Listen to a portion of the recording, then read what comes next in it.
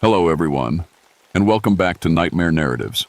I can picture some of you already in bed, maybe some of you just getting home from work. Wherever you are, whatever time it is, I'm glad you're here. If this helps you relax or sleep, please like and subscribe. It means a lot. Now let's get you comfortable, and I'll tell you tonight's story. My name is Jackson Wolf, but everyone calls me Jack. I've been a ranger in George Washington National Forest for 15 years now, and I thought I'd seen everything these Virginia mountains could throw at me. Bears, wild boar, the occasional mountain lion that wandered down from up north. Even found a few illegal stills back in the deep woods where the old-timers still make their corn liquor. But nothing prepared me for what I found that August morning in 1977. The call came in at dawn. Family of campers up on Black Rock Ridge reported a bear attack. Their campsite was torn apart, they said, food scattered everywhere, tent shredded. The father, a man named Thompson, sounded shaken on the radio, said they barely made it to their truck in time. "Thing was huge," he kept saying. "Biggest damn bear I ever saw." I loaded my truck with the usual gear, tranquilizer gun, first aid kit, tracking equipment. The plan was simple: find the bear, assess if it was sick or just hungry from the drought we'd been having, then relocate it deeper into the forest. We'd had 6 weeks without rain, and the animals were getting desperate for food and water. The drive up to Black Rock Ridge took 2 hours on winding mountain roads. Pine trees pressed close on both sides, their needles brown and brittle from the heat. It was already 80 degrees at 7 in the morning, and the weatherman promised it would hit 95 again. When I finally reached the campsite, the first thing that hit me was the smell. Not the usual garbage and rotting food smell you get with bear problems. This was something else, something wild and musky, like wet fur mixed with something I couldn't name. The Thompson family had already packed up and left, but the damage they described was real enough. Their tent looked like it had been put through a wood chipper. Sleeping bags torn to pieces, cooler smashed open, canned goods scattered across 50 yards of forest floor. But here's what bothered me right from the start. There were no bear signs, no scat, no claw marks on the trees, no hair caught on branches. Bears are messy eaters, and they leave evidence everywhere. This site was destroyed, but it was clean destruction, almost like something had been careful not to leave traces. Then I found the first track. It was pressed deep into a patch of soft mud near the creek, about 30 yards from where the tent had been. At first glance, it looked almost human: 5 toes, a heel, an arch. But it was 18 inches long and 8 inches wide. The toes had left gouges in the earth like claw marks. I knelt down and studied it closer. The print was fresh, maybe 6 hours old. Whatever made it was heavy, had to be, to press that deep into hard-packed mud. But the shape was all wrong for a bear. Bears have longer claws, different toe spacing. Their hind feet don't look anything like this. I followed the track line and found 2 more prints. Then nothing. The trail just stopped at a rocky outcrop, like whatever made it had simply vanished into thin air. That's when I noticed how quiet the forest had become. No birds singing, no squirrels chattering. Even the insects had gone silent. In 15 years of ranger work, I'd learned that when the forest goes completely quiet, it means something is very wrong. I pulled out my radio to call back to headquarters, but all I got was static. Not unusual up here in the mountains, but it added to the feeling that something was off. The air felt thick and heavy, not just from the heat. There was a pressure to it, like the moment before a thunderstorm, except the sky was clear. I decided to follow the creek downstream, looking for more signs. The water was running low from the drought, just a trickle between the rocks. Perfect conditions for tracking, since animals would have to come here to drink. That's when I found the second set of prints. These were different. Smaller, but still wrong somehow. They led from the water's edge up toward a stand of old oak trees. I followed them, my rifle ready even though I wasn't sure what I was tracking anymore. The trail led to a tree that stopped me cold. An old oak, probably 100 years old, with claw marks carved deep into the bark. But these weren't bear claws. They were too high up, starting about 12 feet off the ground and going up another 6 feet. Whatever made them was either incredibly tall, or could climb like nothing I'd ever seen. The marks were fresh. Sap was still bleeding from the gouges, sticky and amber in the morning sun. The cuts were precise, evenly spaced, almost like they'd been made on purpose, like something was marking its territory. I backed away from the tree and tried the radio again. Still nothing but static. The sun was getting higher, and the temperature was climbing fast. Sweat was running down my back, but there was a chill running up my spine that had nothing to do with the weather. That's when I heard it for the first time. A sound I'd never heard before in all my years in these mountains. Not quite a howl, not quite a scream. Something in between that made every hair on my arms stand up. It echoed off the ridges, seeming to come from everywhere and nowhere at once. Whatever had destroyed that campsite, it wasn't a bear. And it was still out there. The sound came again 20 minutes later, closer this time. I was following what looked like a game trail through a thick stand of mountain laurel when the howl scream cut through the morning air like a knife. It was coming from maybe a quarter-mile ahead, up toward the ridgeline. I stopped and listened, trying to place the direction. In Vietnam, I'd learned to read sounds the way other people read books. A snapping twig could mean the difference between living and dying. But this sound didn't fit any category I knew. It was too intelligent for an animal, too wild for a human. I check. Ed my equipment. Rifle loaded, safety off. Tranquilizer gun ready. Radio still dead. I had about 6 hours of water and enough supplies for 2 days if I had to stay overnight. The smart thing would have been to head back to the truck and report what I'd found. Instead, I kept following the trail. The path wound upward through dense forest, getting steeper with each step. Pine and oak gave way to mountain ash and wild cherry. The air was thinner up here and somehow felt cleaner despite the oppressive heat. But that pressure was still there, that feeling of being watched. Every few hundred yards, I found another sign, a footprint in soft earth, branches broken at heights no bear could reach, rocks arranged in patterns that looked almost like markers or warnings. Then I found the bones. They were arranged in a circle about 10 feet across, right in the middle of the trail where I couldn't miss them. Deer bones mostly, but some I couldn't identify. They'd been picked clean and bleached white by the sun. But what bothered me wasn't the bones themselves. It was how they were arranged. The pattern was too neat, too deliberate. Like someone or something had placed each bone carefully, creating a design that hurt to look at. The bones formed shapes that almost made sense, but not quite, like trying to remember a dream after you wake up. I stepped around the circle, not wanting to disturb it, and kept climbing. The trail was getting harder to follow. Sometimes it would vanish completely for 100 yards, then pick up again like whatever made it could fly. That's when I realized I was being followed. It started as just a feeling, the kind of itch between your shoulder blades that means someone's watching you. In the war, we called it sniper sense. Your body knows when it's in crosshairs before your brain does. I stopped and listened. Nothing. But when I started walking again, and I heard it, a soft sound like footsteps about 50 yards behind me. When I stopped, the footsteps stopped. When I moved, they moved. I tried an old trick from my tracking days. I walked, normally for about 20 steps, then suddenly dropped behind a fallen log and waited. If something was following me, it would either stop too quickly or keep moving and give itself away. What I heard instead was silence. Complete, total silence. No footsteps. No breathing. No sound at all. Like whatever had been following me had simply vanished. Then I felt hot breath on the back of my neck. I spun around, rifle ready, but there was nothing there. Just empty forest and dancing shadows. But the feeling lingered, that sensation of something large and alive standing right behind me, close enough to touch. My hands were shaking as I checked the area.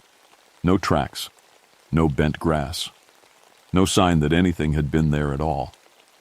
But I could still smell that musky scent, stronger now, wild and ancient, like something that had never been civilized. I was being hunted. The realization hit me like cold water. For 15 years, I'd been the one doing the tracking. I'd followed wounded bears, tracked lost hikers, hunted down problem animals. I was the predator in these mountains. But now something had turned the tables. Something was tracking me with skills that made my own look clumsy. It knew where I was going before I did. It was studying me, learning my patterns, figuring out how I moved and thought.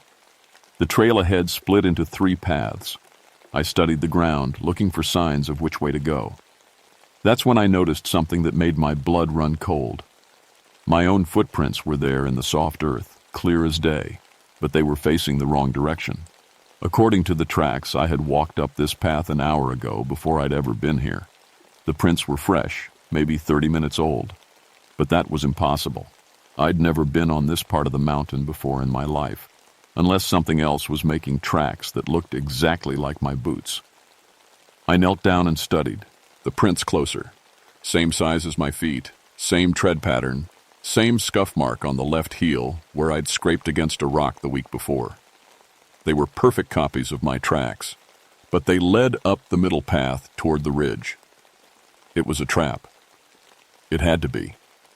Something was trying to lead me somewhere specific, using my own tracks as bait. But what kind of animal could do that? What kind of animal was smart enough to copy human footprints? The answer, I was starting to realize, was no animal at all. I chose the left path instead, the one without my fake footprints. It led through a stand of dead trees, their branches reaching toward the sky like skeletal fingers. The drought had killed them, but they were still standing, creating a maze of gray wood and deep shadows. That's where it tried to ambush me. I was halfway through the dead forest when I heard branches breaking above me. I looked up just in time to see something massive moving through the treetops, flowing from branch to branch like water. It was there for maybe 2 seconds before it vanished, but I got a clear look. It was shaped like a man, but bigger, much bigger, maybe 10 feet tall, covered in dark fur. Its arms were too long, its shoulders too wide, and its eyes, even from 50 feet up I could see its eyes. They were amber-colored and intelligent, watching me with an expression I'd seen before on the faces of enemy soldiers. It was deciding whether to kill me. I dove behind a fallen trunk just as something heavy crashed down where I'd been standing. Wood splintered. Dust flew. When I looked up, there was a crater in the ground shaped like a massive fist, but whatever made it was already gone. The forest had gone completely silent again. Not even the sound of my own breathing seemed to carry. I was alone in a maze of dead trees with something that could move through the treetops like a spider and hit the ground hard enough to shatter stone. And it was playing with me. I stayed behind that fallen log for what felt like hours, but was probably only 10 minutes. My heart was hammering so hard, I was sure the thing could hear it. Every shadow looked like movement. Every creaking branch sounded like footsteps, but nothing happened. Whatever was up there, it was waiting, watching, learning. Finally, I couldn't take it anymore. I had to move. Staying in one place was a death trap. In Vietnam, we called it becoming a target. I counted to 3, then rolled to my left and came up running. Nothing followed me. At least, nothing I could see. I made it through the dead forest and up onto a rocky ledge that gave me a clear view of the valley below. From here, I could see for miles. The forest spread out like a green carpet, broken only by the silver line of the creek and a few bare patches where the drought had hit hardest. But what caught my attention was the pattern. Looking down from above, I could see paths through the forest that weren't visible from ground level. They formed a rough circle maybe 5 miles across, with the spot where I was standing right in the center. It looked like a territory boundary, marked as clearly as if someone had drawn it on a map, and I was right in the middle of it. I pulled out my binoculars and scanned the tree line. At first, I didn't see anything unusual. Then something moved near the creek, about 2 miles south. Something big and dark that walked upright for a few steps before dropping to all fours and disappearing into the underbrush. There was more than one of them. The radio crackled to life suddenly, making me jump. Base to Ranger 7. Come in, Ranger 7. The voice was Chief Morrison from headquarters, probably wondering why I hadn't checked in. Ranger 7 here, I said, keeping my voice low. I'm tracking the problem bear on Black Rock Ridge. Any luck? The Thompson family filed a complaint. Want to make sure this gets handled properly. I almost told him the truth. Almost said that there was no bear, that something else was living up here, something that shouldn't exist. But who would believe that? Still tracking, I said instead. Might need to stay overnight. Radio reception is spotty up here. Copy that. Check in tomorrow morning. And Jack, be careful. Something's got the local folks spooked. We've had 3 more reports of unusual animal behavior in the past week. The radio went dead again. I was on my own. I spent the next 2 hours working my way around the perimeter of what I was starting to think of as their territory. Every few hundred yards, I found more signs. Trees marked with claw gouges, rock cairns that looked like primitive altars, and bones, always bones, arranged in patterns that made my eyes hurt to follow. But the most disturbing discovery was the cave. I found it on the north face of the ridge, hidden behind a curtain of dead vines. The opening was about 8 feet high and perfectly round, like it had been carved rather than formed naturally. The smell coming from inside was overwhelming, that same musky scent I'd been tracking, but concentrated until it was almost visible. I switched on my flashlight and peered inside. The beam revealed a tunnel that went back about 30 feet before opening into a larger chamber. The walls were smooth stone, but they weren't natural. Someone or something had worked them, carved them into shapes that almost looked like writing. And there were more bones, lots more bones. They lined the walls of the tunnel like decorations. Some were old, bleached white and crumbling. Others were fresh enough that I could still smell the decay. Most looked like deer and smaller animals, but some were different, longer, more delicate. I was pretty sure some of them had been human once. That's when I heard breathing behind me. I spun around, flashlight beam cutting through the darkness. Nothing there, but the breathing continued. Slow and deep and much too close. It was coming from inside the cave, from the chamber I hadn't explored yet. Something was home. I backed away from the cave entrance, trying to keep my movement slow and non-threatening. Whatever was in there, I didn't want to meet it in a confined space. In the tunnels of Vietnam, close quarters fighting was brutal and usually fatal. Out here in the open, at least I had room to run. The breathing stopped. In the sudden silence, I heard something else. Footsteps, multiple sets, coming from different directions. They were surrounding me. I found a defensive position behind a cluster of boulders and waited. The footsteps got closer, but I still couldn't see anything. It was like being hunted by ghosts. Then one of them made a mistake. A shadow moved wrong against the trees, and for just a moment I saw it clearly. It was crouched about 50 yards away, partially hidden behind a pine tree, man-shaped but wrong in every detail. Too tall, too wide, covered in dark fur that seemed to shift and flow in the light. Its face was almost human except for the eyes, which reflected my flashlight beam like an animal's. It was watching me with the patience of a predator that had all the time in the world. I raised my rifle and aimed at center mass. The creature didn't move. It just kept watching, like it was curious about what I would do, like it was studying human behavior. I almost pulled the trigger. My finger was on it, taking up slack, when something stopped me.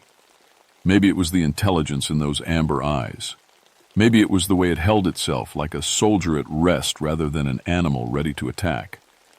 Or maybe it was the fact that 3 more of them had appeared while I was focused on the first one. They had me surrounded.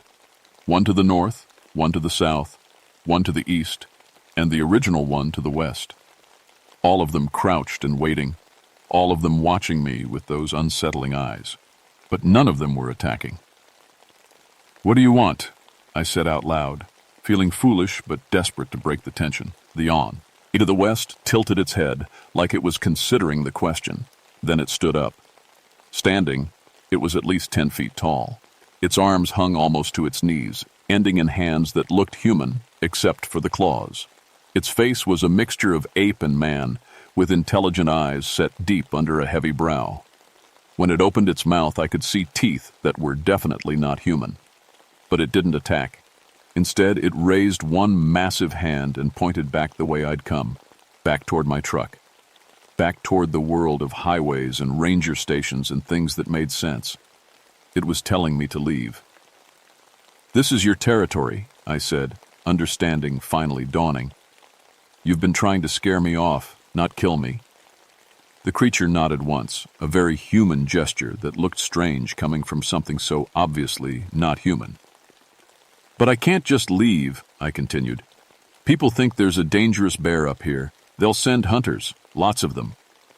The creature's expression changed. The intelligence in its eyes sharpened, and I saw something I recognized from my time in combat. It was the look of a soldier who knew a fight was coming and was already planning for it. It spoke then, in a voice like gravel and wind. "No hunters." 2 words in perfect English, but with an accent I couldn't place. "Old, very old." "I can try to keep them away," I said. "But I need something from you. No more attacks on campers. Stay away from the trails. Let people think the dangerous animal moved on." The creature considered this for a long moment. Then it nodded again. "Deal," it said. And just like that, they were gone. All 4 of them vanished into the forest like they'd never been there at all. I was alone on the mountainside with the smell of pine and the sound of my own hammering heart. I'd just negotiated a treaty with something that wasn't supposed to exist. I didn't sleep that night. Jat! How could I? Every sound in the darkness made me reach for my rifle. Every shadow looked like something crouched and waiting, but nothing came for me. They kept their word. Dawn found me sitting on the rocky ledge, watching the sun paint the mountains gold and red. The radio crackled again, Chief Morrison wanting an update. I told him the bear had moved on, probably headed deeper into the mountains where the streams were still running. He seemed satisfied with that. But as I packed my gear to head back down, I found something that changed everything. It was tucked under a rock near my sleeping bag, a piece of bark with marks carved into it. At first I thought they were random scratches. Then I realized they were numbers. 1968, 1969. The years I'd been in Vietnam. Someone or something had been in my pack while I slept. They'd gone through my wallet, found my military ID, and left me this message. They knew exactly who and what I was. The creature was waiting for me on the trail down, sitting on a fallen log like it had all the time in the world. Up close and in daylight, it looked even more impossible. Its fur was dark brown with streaks of silver, especially around the face. Old scars crisscrossed its arms and chest, the kind of scars you get from fighting. "You were a warrior," it said in that strange, gravelly voice. Not a question. "Ranger, Army, long time ago." It nodded. "I smell the killing on you. Old blood, far away." That shook me. I'd never heard anyone describe combat that way, but it was accurate. There was a smell to death that got into your clothes, your skin, your soul. Most people couldn't detect it. But this thing could. "What are you?" I asked. It considered the question for a long time. When it finally answered, the words came slowly, like it was translating from a language that had no human equivalent. "Guardian, protector of the deep places. Your people call us many names. Sasquatch, Bigfoot, wild man of the woods. We are older than your words. How many of you are there?" "Few now, very few. Your kind spreads like fire. We retreat, to smaller spaces, darker places. But this mountain is ours, has always been ours." I thought about the cave, the bone arrangements, the territorial markers. "You've been here a long time. My grandfather's grandfather walked these ridges, and his before him. We remember when your warriors in blue and gray bled the earth red." It paused. "Some stayed. Deserters. Broken warriors who could not return to the world of men. We understood their pain. Is that why you didn't kill me? Because I'm a soldier?" The creature's amber eyes met mine. "Warriors recognize warriors. You hunt, but not for sport. You kill, but not for pleasure. Your scars match ours." It was right. I could see the parallel now. Two old soldiers, both scarred by battles they'd rather forget, both trying to protect something they cared about. For me, it was the hikers and campers who trusted me to keep them safe. For this being, it was an ancient way of life that was slowly disappearing. The attacks on campers, that was you marking territory? Young ones, eager to prove themselves. They see invaders and react as warriors do. I have counseled them to restraint. And the Thompson family? Frightened away, not harmed. But they brought loud noises, bright lights into the deep forest, disturbed sacred places. We responded, enthusiastically. I had to smile at that. Enthusiastically. That's one way to put it. Your people will come again, with guns, with dogs. When they do, some of my young warriors will not retreat. Blood will be spilled. Not if I can help it. I'll file reports saying the dangerous animal moved on. Keep the hunting parties away. But you have to help me. No more enthusiastic responses to campers. The creature stood, towering above me like a mountain come to life. This we can do, but there are conditions. Name them.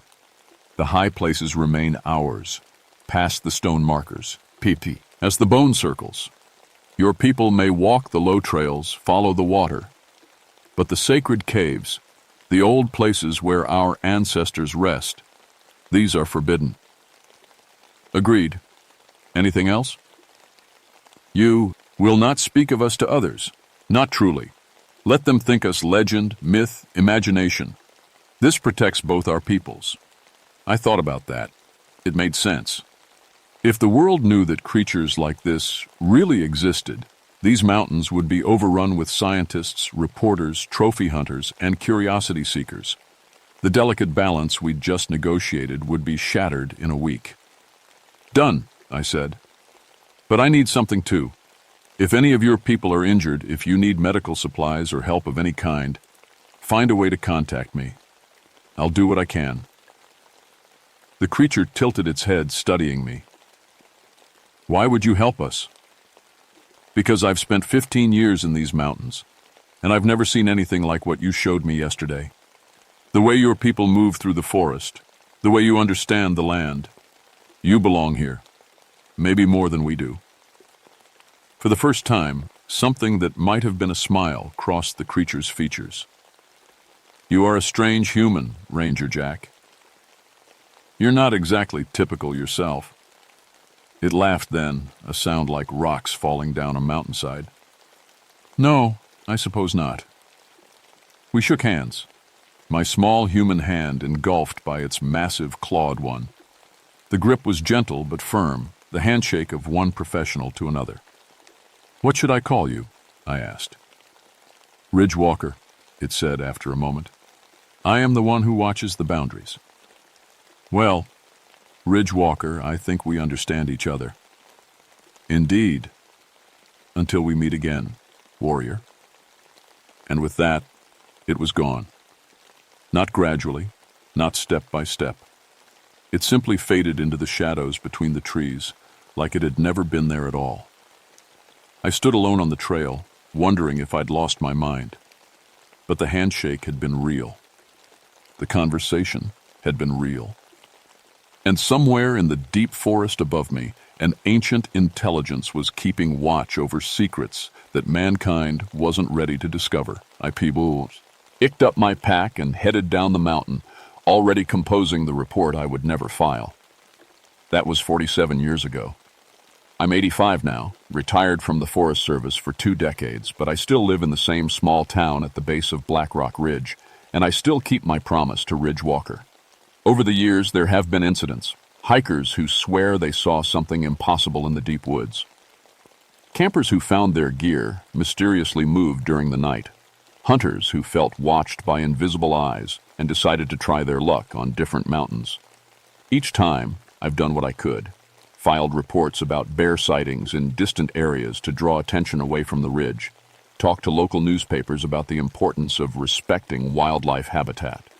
Quietly suggested to over-eager investigators that their time might be better spent elsewhere. It hasn't always been easy. In 1983, a team of cryptozoologists from some university came through, asking questions about anomalous primate sightings in the area. I spent 3 weeks leading them to all the wrong places until they gave up and moved on. In 1995, a reality TV show wanted to film a Bigfoot hunt on the mountain. It took some creative bureaucracy, but I managed to get their permits tied up in red tape until they lost interest. The hardest part was in 2001, when my own nephew claimed he saw a 10-foot-tall ape man while hiking near the old Civil War sites. He was serious about organizing a search party until I convinced him that the combination of heat exhaustion and stress from his recent divorce had probably caused him to hallucinate. I hated lying to family. But some promises are more important than comfort. I've seen Ridgewalker 3 times since that first encounter. Once in 1989 when a forest fire threatened the high country, and I found him organizing his people to create fire breaks in strategic locations. Once in 2007 when I was tracking a lost child and found him gently guiding the little girl back toward the search area. And once last year when I hiked up to our original meeting place to leave some antibiotics I'd borrowed from the veterinary clinic. One of his people had been injured, probably by poachers' snares, and needed medical attention. Each time he greeted me like an old friend. We'd talk about changes in the forest, about the increasing number of visitors, about the challenges of protecting something precious in a world that values development over preservation. He's aged, as have I, but gracefully. The silver in his fur has spread, and he moves a little slower, but his amber eyes are still sharp with ancient intelligence. He's told me things over the years, about his people's history, their culture, their slow retreat from a world that no longer has room for mystery. There are fewer of them now than when we first met. Some have moved deeper into the wilderness, following game trails that lead to places no human has ever seen. Others have simply faded away, like old soldiers who decide they've fought long enough. But the young ones still patrol the boundaries, still watch over the sacred places, still honor the agreement we made all those years ago. The forest has changed too. Climate change has brought new weather patterns, new challenges. The drought that brought us together was nothing compared to what the mountains face now. Development pressure from the growing cities means more visitors, more traffic, more stress on the ecosystem that supports both human and non-human inhabitants. But somehow, the balance holds. The secret remains safe. I've never married, never had children of my own. Sometimes I wonder if that's because I've spent so much of my life protecting someone else's family. But I don't regret it. Some duties transcend personal happiness. My health is failing now. The doctors tell me I've got maybe 6 months, maybe a year if I'm lucky. But I'm not worried about dying. What worries me is what happens to the secret after I'm gone. That's why I'm writing this down. Not to break my promise, this account will remain sealed until long after anyone mentioned in it has passed on. But because someday, someone else may encounter what I encountered on Black Rock Ridge. Someone else may find themselves standing between two worlds, trying to protect something precious and ancient from a civilization that destroys what it doesn't understand. If you're that person, remember this. Not all monsters are evil. Not all mysteries need to be solved. And sometimes the most important thing a human being can do is simply know when to walk away. The forest keeps its secrets for good reasons. Our job isn't to expose them, but to make sure they remain secrets worth keeping. Last month, I hiked up to the ridge one final time. My legs aren't what they used to be, and the climb nearly killed me, but I needed to see the old places once more, to pay my respects to the guardian who trusted me with the greatest secret of my life. Ridgewalker was waiting for me at our usual spot, as if he'd known I was coming. We sat together on the fallen log where we'd first talked as equals, 2 old soldiers watching the sun set over the mountains we'd both sworn to protect. "Your time grows short," he said. It wasn't a question. "Yeah, few months maybe." "You have kept faith. This will be remembered. Will your people be all right after I'm gone?" Ridgewalker was quiet for a long time, watching shadows lengthen across the valley below. When he finally spoke, his voice carried the weight of countless years. "We endure. We adapt. We survive, as we always have. But the world grows smaller, and we grow fewer. Perhaps that is the way of things. I wish I could do more. You have done enough. More than enough. You gave us 47 years of peace. That is no small gift. We shook hands one last time. Yes, and I made my way back down the mountain. I didn't look back. Some goodbyes are too hard to watch. But as I reached my truck, I heard it one more time. That sound I'd first encountered as a young ranger following what I thought were bear tracks. The howl scream that had terrified me then, but now sounded like a salute, a warrior's farewell. I drove home knowing I'd kept my word. The secret was safe. The balance was maintained. And somewhere in the mountains above, ancient eyes continued their eternal watch over mysteries that mankind isn't ready to understand. That's enough. That has to be enough. Some stories are too important to tell while the storytellers are still alive. But when we're gone, when the last person who remembers is dust, maybe then someone will read this and understand. There are places in this world where magic still lives. There are beings who remember when the earth was young. And sometimes, if we're very careful and very respectful, they let us glimpse wonders beyond our imagination. Protect them. Preserve them. And above all, know when to keep your mouth shut and your promises sacred. The mountains are listening.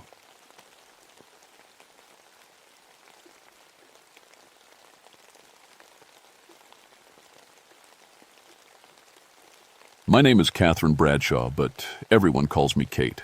I've been a park ranger for 20 years now, and I'm the first woman in West Virginia to become a climbing rescue specialist. Some folks thought a woman couldn't handle the technical stuff, but I proved them wrong every time someone got stuck on these rocks. It was April 15th, 1991, when the call came in. Spring climbing season had just started, and the weather was doing that crazy dance. It always does this time of year. Warm during the day, cold enough to freeze your breath at night. Perfect conditions for accidents. We got a group of women climbers overdue on North Peak, dispatch told me over the radio. 5 of them, supposed to be back yesterday evening. I grabbed my gear and headed out. Seneca Rocks rises 900 feet straight up from the ground like 2 giant stone fingers pointing at the sky. The Seneca Indians used to say it was a sacred place. During World War II, the military trained soldiers to climb here, getting them ready for the mountains in Europe. Some of those boys never made it home. The locals have always told stories about the rocks. They say you can hear voices sometimes, echoing from inside the stone itself. Old-timers called them the Hollow Men, empty shells of people who got lost in the rocks and never found their way out. I always figured it was just talk meant to scare women away from climbing. Men didn't like the idea of us taking over their dangerous playground. But as I parked at the base of North Peak and looked up at those towering walls of sandstone, something felt wrong. The air was too still. No birds singing. Even the wind had stopped blowing through the pine trees. I shouldered my pack, 60 pounds of ropes, hardware, and medical supplies, and started the approach hike. The missing team was called the Iron Butterflies, led by a woman named Susan Drake, who'd served twice, and the Army before getting into climbing. Good climbers, all of them. Not the type to make stupid mistakes. The trail wound through thick forest before opening up at the base of the cliff. That's where I found their base camp, still set up, but abandoned. Sleeping bags scattered around, food left out. It looked like they'd left in a hurry. I studied the route they'd planned to climb, a technical multi-pitch line called Judgment Day. It goes straight up the main face for about 400 feet, with some tricky sections that require real skill. Their rack of climbing gear was missing from camp, which meant they'd taken it up with them. I started my ascent, following the bolts and fixed anchors that marked the route. The rock felt strange under my hands, warmer than it should be on a cool morning. By the second pitch, about 200 feet up, I found their first piece of abandoned gear. It was a camelot, a spring-loaded device that wedges into cracks to protect climbers from falls. But this one was cut clean through, not worn or broken from stress, cut, like someone had taken a knife to the metal cable. My heart started beating faster.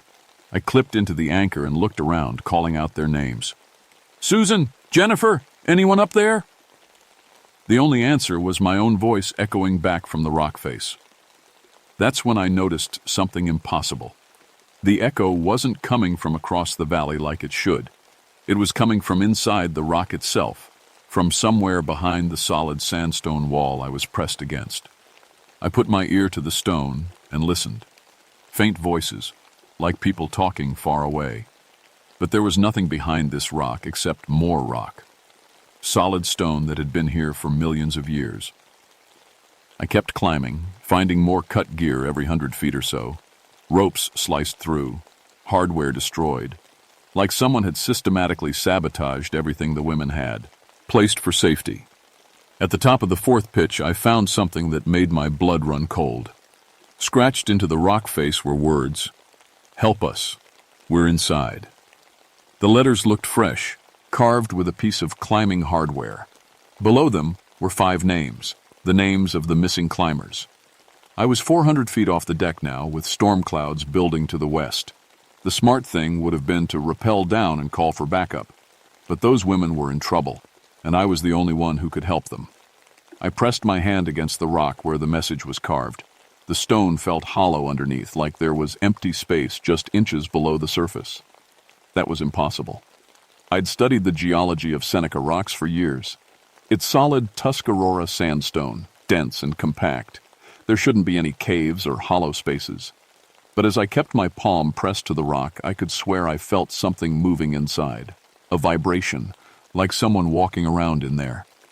Then I heard it clearly, a woman's voice, muffled but desperate. "Help us! We're trapped in here!" It was Susan Drake's voice. I was sure of it. I spent the next hour searching every crack and crevice, looking for some way into the rock face. The voices kept calling from inside, sometimes close, sometimes far away, like the women were moving around in there. But the stone stayed solid everywhere I touched it. Then, just as the first raindrops started to fall, I found it. A crack in the rock that looked normal from a distance, but when I got close I could feel air moving through it. Cold air, with a smell like old basements and forgotten places. The crack was barely wide enough for my shoulders, but it seemed to go deeper than it should.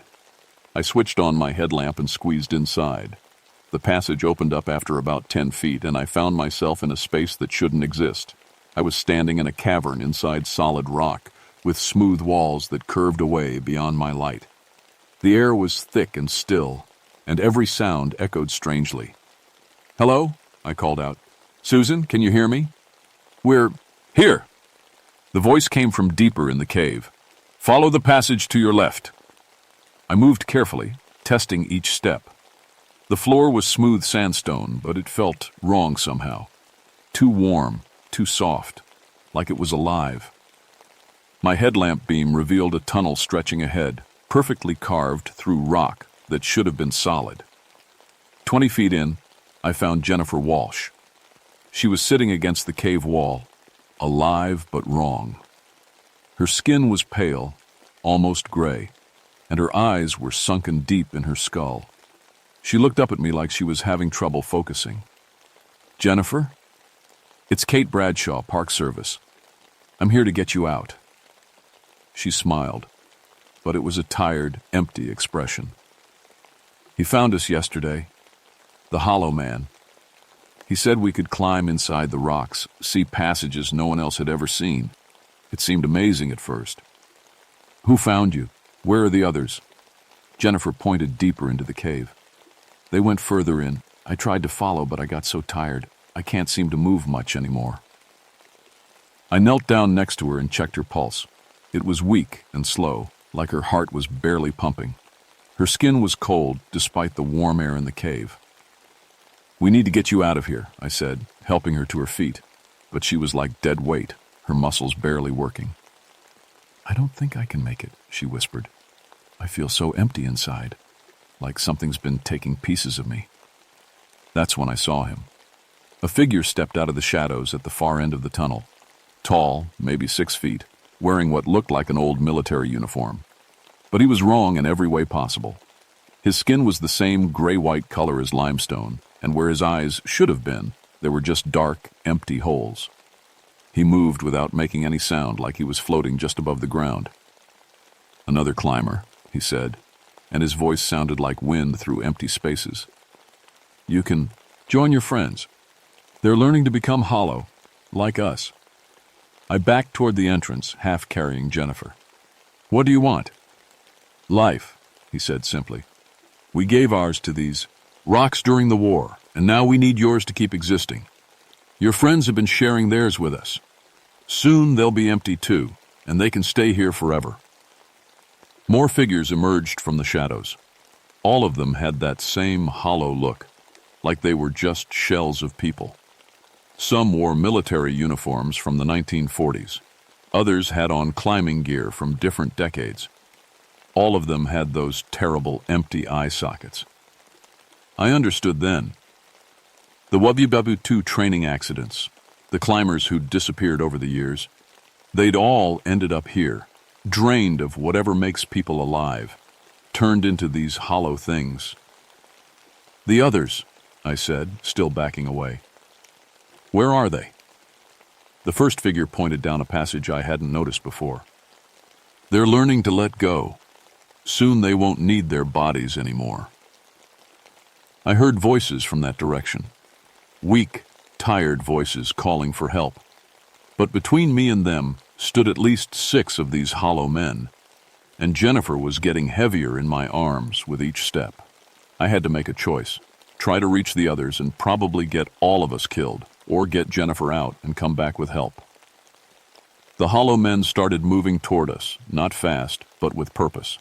Their feet didn't make any sound on the rock floor, and the air around them felt cold and dead. I made the call. Survival first, rescue second. "Hold on," I whispered to Jennifer, and started dragging her toward the entrance crack.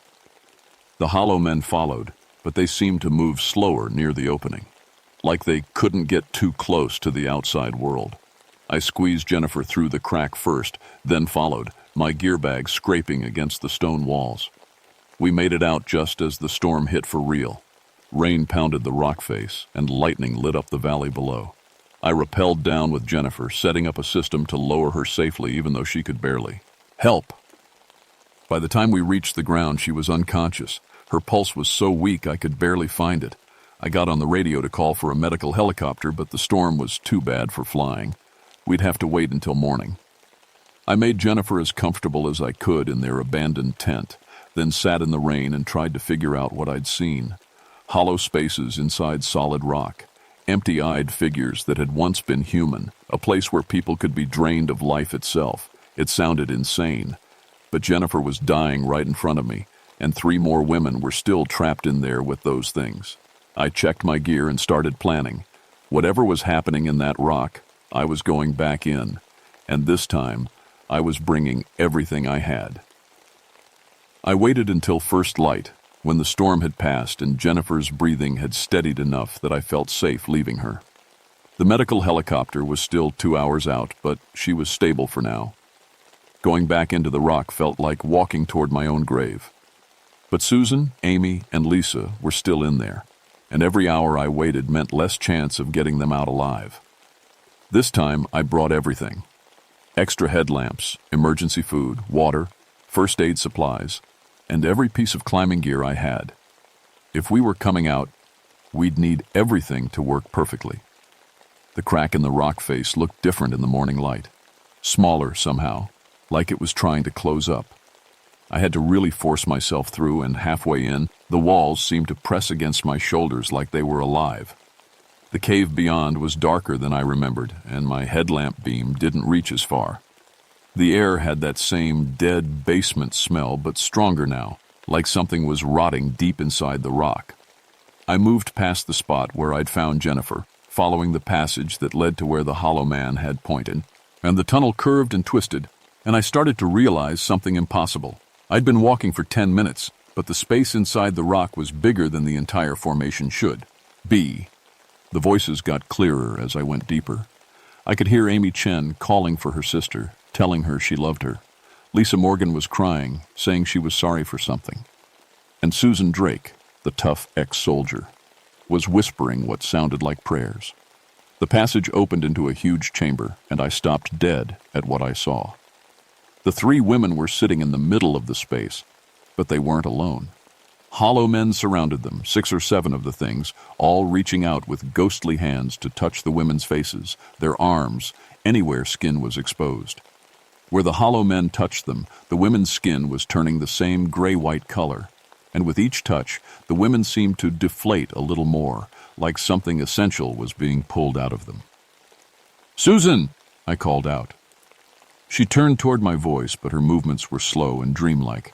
Half of her face had already gone gray, and one of her eyes was starting to look hollow and empty. "Kate," she whispered, "is that really you?" The hollow men noticed me then. They turned as one, their empty eye sockets somehow managing to stare right at me. The one in the old military uniform, their leader I guessed, smiled with lips that looked like dried leather. "You came back," he said. "Good. We have room for more." I pulled out my climbing rope and started setting up an anchor system on the chamber wall. "Let them go. You can have me instead." "Why choose?" The hollow man laughed, and the sound echoed off the walls like breaking glass. "We have all the time in the world, and you'll find it's not so bad being hollow. No pain, no fear, no worry about tomorrow." He was right about one thing. I was terrified. My hands were shaking as I clipped into my gear. But fear can be useful if you don't let it control you. I'd noticed something about these hollow men. They moved slow, like they were underwater, and they seemed to need physical contact to drain people. If I could keep moving, stay away from their hands, maybe I could get the women out. "Amy! Lisa, can you move?" Amy Chen tried to stand, but collapsed immediately. Lisa didn't even respond to her name. They were too far gone to help themselves. But Susan still had some fight left in her. The military training was keeping her conscious, even as the hollow men fed on her life. "Susan, I need you to listen to me," I called out, starting to rappel down from my anchor point. "When I say move, you grab Amy and Lisa and get toward my voice. Can you do that?" I think so." The hollow men started moving toward my rope, reaching up with those dead hands. I swung away from the wall, using my climbing skills to stay just out of reach. "Now, Susan, move!" Susan forced herself up, grabbed Amy under one arm and Lisa under the other, and started dragging them toward me. The hollow men turned to follow, but they were confused by having to choose between me and the women. That confusion saved us. I swung back to the wall and quickly set up a raising system, pulleys and mechanical advantage that would let me haul all 3 women up to my anchor point. It was risky with that much weight, but it was our only chance.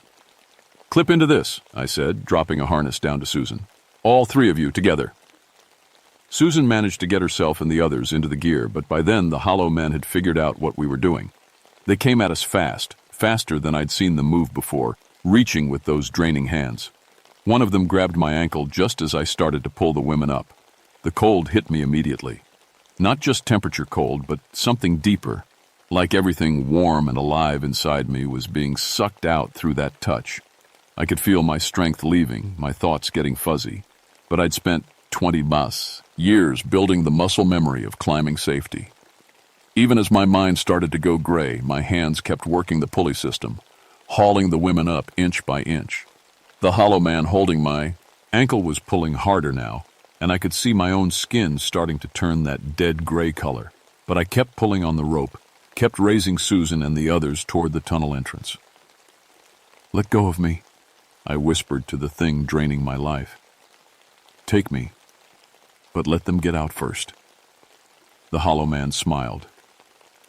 "Noble, but unnecessary. You'll all stay here with us. Forever." That's when Susan surprised everyone. Even half-drained, even with her skin turning gray and one eye going hollow, she still had soldier instincts. As I raised her up toward the tunnel, she pulled out a piece of climbing hardware, a heavy steel piton, and drove it straight into the hollow man's skull. The thing let go of my ankle and staggered backward, its empty eye sockets somehow managing to look shocked.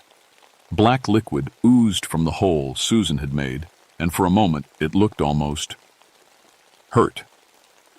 "They can be damaged," Susan called down to me. "Hit them hard enough and they feel it." I didn't need to be told twice. I pulled out my ice axe and started swinging at any hollow man that got close, aiming for their heads and the places where their hearts should have been. They didn't like that at all. The whole chamber filled with their screaming, a sound like wind through empty houses, like the cry of something that had never been truly alive. But my strength was coming back now that they weren't touching me. The color was returning to my skin, and my thoughts were clearing up. I got Susan, Amy, and Lisa to the tunnel entrance, but they were in bad shape. Amy was unconscious, Lisa was barely breathing, and Susan was fighting to stay awake with half her life force drained away. We had to get out of the hollow spaces and back to the real world. But the hollow men weren't done with us yet. The tunnel back to the surface felt different now. Longer, twisting in directions that shouldn't have been possible. Inside the rock formation, my headlamp showed passages branching off in every direction, like the stone itself was growing new hollow spaces to trap us. I was carrying Amy, with Susan helping to support Lisa, and we were moving too slowly.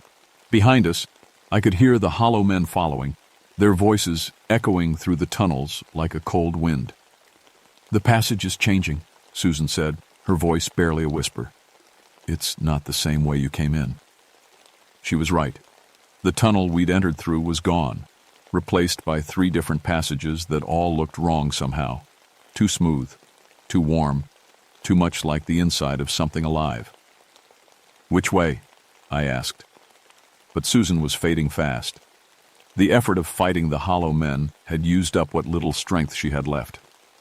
I chose the middle passage, hoping my sense of direction was still working. But after 5 minutes of walking, I realized we were going deeper into the rock, not up toward the surface. That's when I heard Jennifer's voice. "Kate, this way!" I turned around and saw her standing at the mouth of one of the other passages, but she looked different. Her skin had that same gray tint as the hollow men, and her eyes were starting to look empty. "Jennifer, how did you get back in here?" "I never left," she said, and smiled sadly. "I've been here all along. The thing you brought down from the rock face, that was just an empty shell. I'm still trapped in here with them." My heart sank. If Jennifer was still here, then what had I rescued? What was lying unconscious in the tent at base camp? "Don't listen to her," Susan whispered urgently. "It's one of them. They can look like us now." But Jennifer stepped closer, and I could see something in her face that looked real, looked human. "Kate, listen to me. There's only one way out of here, but it'll cost you everything you've worked for." "What do you mean?" "Your climbing gear," she said. "Every piece of it. The hollow men are bound to this rock by metal, the pitons and bolts that were driven into the stone over the years, all the hardware that's been left behind by climbers. They feed through the metal, use it to create these spaces inside the rock." I looked down at my gear. Thousands of dollars worth of specialized equipment that I'd collected over 20 years of climbing. Cams and nuts, pitons and carabiners, ice axes and pulleys. It was my career, my identity, my way of saving people. "If you leave all of it here," Jennifer continued, "if you break the metal connections they use, the hollow spaces will collapse. They'll be trapped forever, and you can get out through the original crack in the rock face. But without the gear, I can't get these women down the cliff safely. You'll have to free climb. No ropes, no protection, just you and the rock." It was insane. Free climbing with 3 badly injured people would be suicide. But staying here meant all of us would end up hollow and empty, feeding the things in the rock for the rest of eternity. The voices of the hollow men were getting closer. I could see their shapes moving in the darkness behind us, reaching out with those life-draining hands. I made the decision. "Help me," I told Susan. "We need to get every piece of metal off our bodies." Working together, we stripped off all our climbing hardware. Carabiners, cams, nuts, pitons. Everything metal went into a pile in the center of the passage. My ice axe, my rescue pulleys, even the metal buckles on our harnesses. "Now what?" Susan asked. Jennifer smiled, and for a moment she looked like her old self again. "Now you destroy it. Break the connections." I picked up my ice axe one last time and started smashing the pile of gear. Each impact sent shockwaves through the rock around us, and I could hear the hollow men screaming in pain or rage from somewhere in the darkness. The metal sparked and twisted as I destroyed 20 years of careful collecting. Every piece had a story. The first cam I'd ever bought, the pitons that had saved my life on a rescue in 1987, the carabiners my mentor had given me when I became a ranger. But with each piece I broke, the hollow spaces around us shuddered and started to collapse. The smooth walls cracked and crumbled, and cool, fresh air began to flow through the passages. "It's working," Susan said. "I can see daylight." The original crack in the rock face had opened up again, wider than before. Beyond it, I could see the cliff face and the valley below. But the hollow men weren't giving up. They rushed at us in a final, desperate attack, trying to drain enough life force to keep their spaces from collapsing completely. I grabbed Amy and Lisa, with Susan supporting herself between us, and we ran for the opening. My destroyed gear scattered behind us, and the screaming of the hollow men filled the air like breaking glass. We squeezed through the crack just as the hollow spaces collapsed completely. The rock face shuddered and groaned, and I heard a sound like a great door slamming shut forever.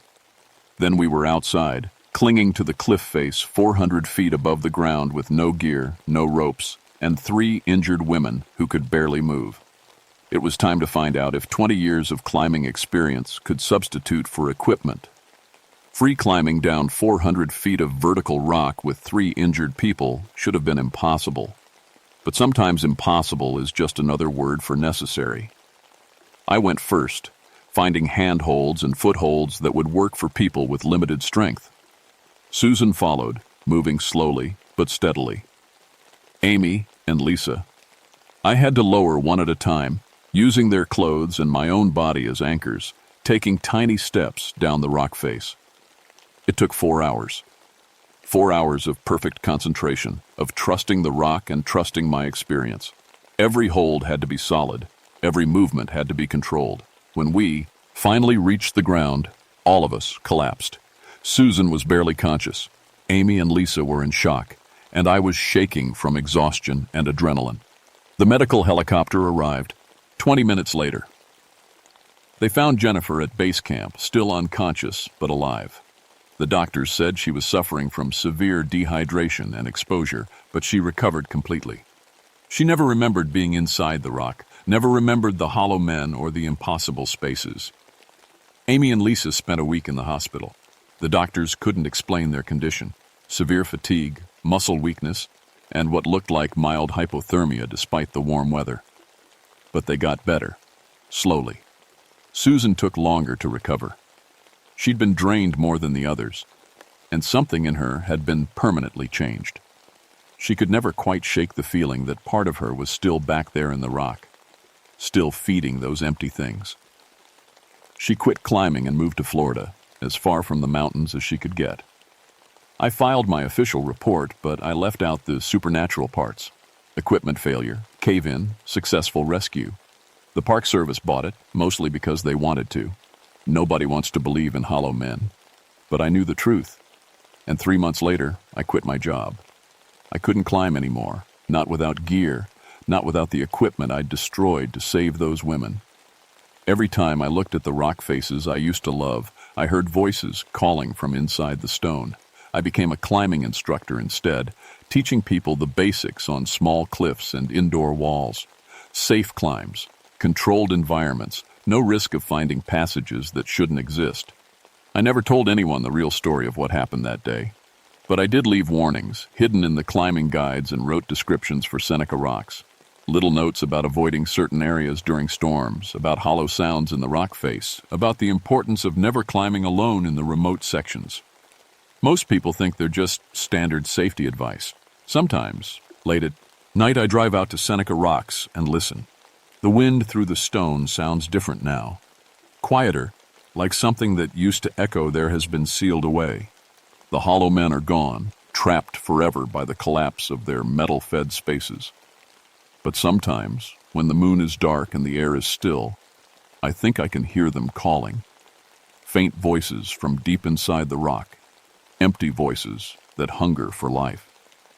The climbing guides now list several routes on Seneca rocks as permanently closed due to rockfall danger. Those are the areas where the hollow spaces used to be, where the stone still bears scars from what we found inside. New climbers ask me why I don't use gear anymore, why I only teach basic techniques. I tell them that sometimes the safest way up a cliff is to climb it with nothing but your hands and your knowledge. I don't tell them that some rocks are hungry. I don't tell them that some empty spaces are better left sealed. And I don't tell them that every piece of metal we drive into the stone, every piton and bolt and anchor we leave behind feeds something that should never have existed in the first place, because some truths are too dangerous to share. But if you ever find yourself climbing at Seneca rocks and you hear voices calling from inside the stone, remember what I learned. There are worse things than falling. There are worse things than dying. There are hollow spaces in the world where people can be emptied of everything that makes them human, where life itself becomes food for things that never should have been. And sometimes the only way to escape is to leave everything behind and trust the rock to hold you up with nothing but your own two hands.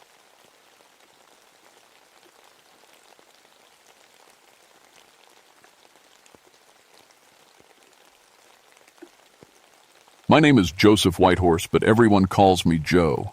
I've been a ranger in the Monongahela National Forest for 8 years now, and at 29, I'm the youngest head ranger this district has ever had.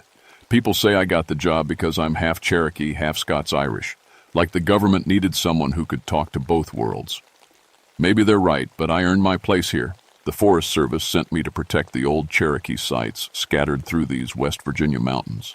Sacred burial mounds, ceremonial grounds, places my great-grandmother used to tell stories about before she died, places that most people, including me, figured were just old legends. I grew up hearing those stories, but I also went to college, got a degree in forestry management. I believed in science, in facts you could measure and prove. Skinwalker legends belonged in the Southwest, not in Appalachian mountains. That's what I told myself anyway. September 1969 was when everything changed. The leaves were just starting to turn, painting the mountains in shades of red and gold. Nights were getting crisp, maybe 40 degrees, while the days stayed warm around 70. Perfect weather for hiking, perfect visibility, perfect conditions for the archaeological team that was coming to dig up our sacred sites. Dr. Richard Blackwood had gotten a federal permit to excavate 3 Cherokee burial mounds up in the high country. The government said I had to escort them, make sure they respected the cultural stuff, like having one mixed-blood ranger could somehow make grave robbing okay. I was checking the sites 2 days before the team arrived when I found the first signs of trouble. Someone had been up there already. The protective barriers around the largest mound were broken, and the earth looked disturbed. Not by machines or official digging. This was rough work, done by hand, in the dark. Strange patterns were scratched into the trees around the site. Not Cherokee symbols, but something else. Something that made my skin crawl just looking at it. The air smelled wrong, too. Like dead leaves and smoke mixed together, even though there was no fire anywhere nearby. I found footprints in the soft earth. Human prints going to the mound, but the ones leaving looked different, longer, wider. The toes seemed stretched out, like someone had been walking on their hands and feet instead of standing upright. That night, I called Thomas Sequoia, an elder from the Cherokee Nation who sometimes consulted with the Forest Service. He was 72 and still sharp as a knife. "Joe," he said after I described what I'd found, "you need to be very careful up there. Some medicine is meant to stay buried. When people dig up sacred things for the wrong reasons, they can wake up things that should stay sleeping." "Come on, Thomas," I said. "You don't really believe in that old stuff, do you?" There was a long pause. "Your great-grandmother believed. She taught you the protection songs when you were little, didn't she? Maybe you should remember them." I hung up thinking Thomas was getting old, letting superstition cloud his judgment. But that night, I dreamed about my great-grandmother's voice singing in Cherokee, words I hadn't heard in 20 years, but somehow still remembered. The archaeological team arrived on a Tuesday morning. Dr. Blackwood was a thin man in his 40s, with pale skin and intense eyes. He had 3 people with him, Lisa Chen, a graduate student who couldn't have been older than 24, Frank Morrison, their equipment manager, and Janet Wells, a photographer documenting the dig. "Ranger Whitehorse," Dr. Blackwood said, shaking my hand. "I understand you'll be monitoring our work to ensure cultural sensitivity. I want you to know we take these matters very seriously." He seemed sincere enough, but there was something in his eyes that reminded me of the scratches I'd found on the trees. Something hungry. We hiked up to the burial sites the next morning. The team set up their equipment while I explained the cultural significance of what they were about to disturb. Dr. Blackwood listened politely, but I could tell he was more interested in what might be buried than in what it meant to my people. "These mounds date back at least 300 years, I told them. They were built by Cherokee families to honor their ancestors. In our tradition, disturbing them brings bad luck," Dr. Blackwood finished with a smile. "Don't worry, Ranger. We're not treasure hunters. This is scientific research that will help preserve Cherokee history for future generations." Lisa, the grad student, was different. She listened carefully and asked respectful questions. "What were those symbols carved into the trees?" she asked, pointing to the strange marks I'd found. "I don't know," I admitted. "They're not Cherokee. Someone else has been up here recently." Frank Morrison was setting up a grid system to map the dig site when his equipment started acting strange. The electronic measuring devices kept showing different readings every time he used them.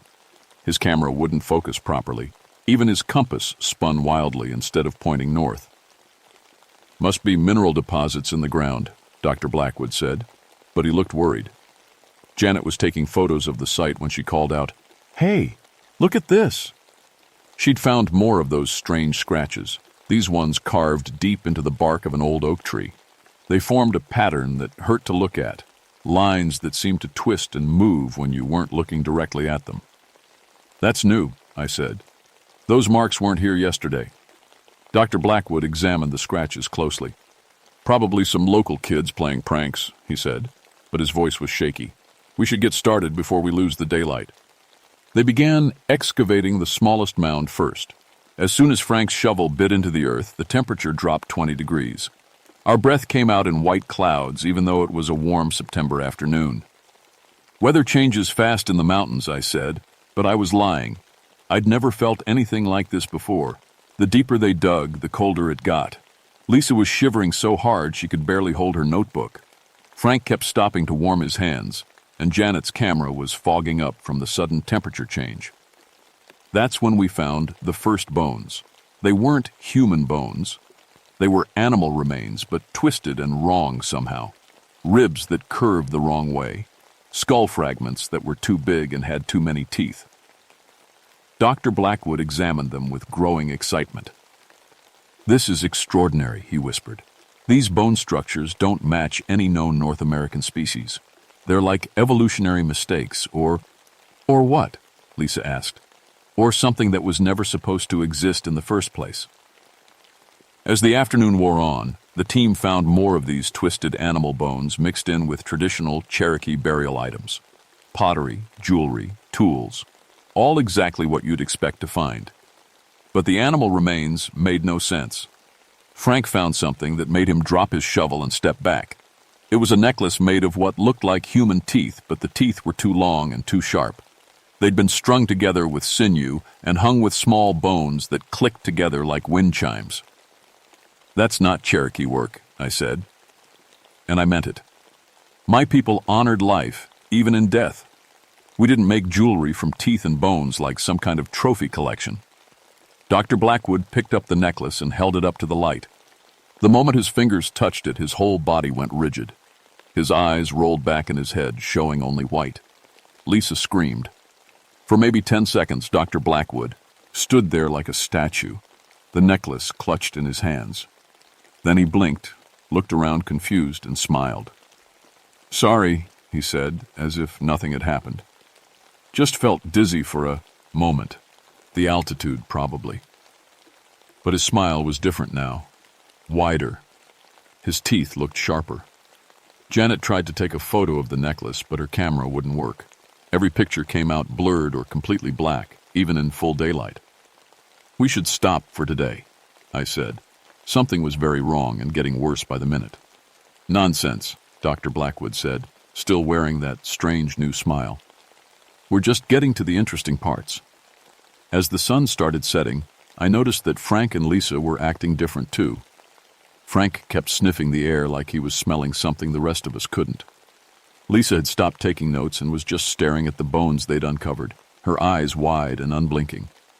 Only Janet seemed normal, and she looked scared. "Dr. Blackwood," she said, "maybe we should listen to the ranger. This place feels wrong." Dr. Blackwood turned to look at her, and for just a second, his face looked like something else. Something with too many teeth and eyes that reflected light like an animal's. Then it was just him again, smiling that sharp new smile. "Wrong?" he said. "No, Janet, this place feels right. More right than anywhere I've ever been."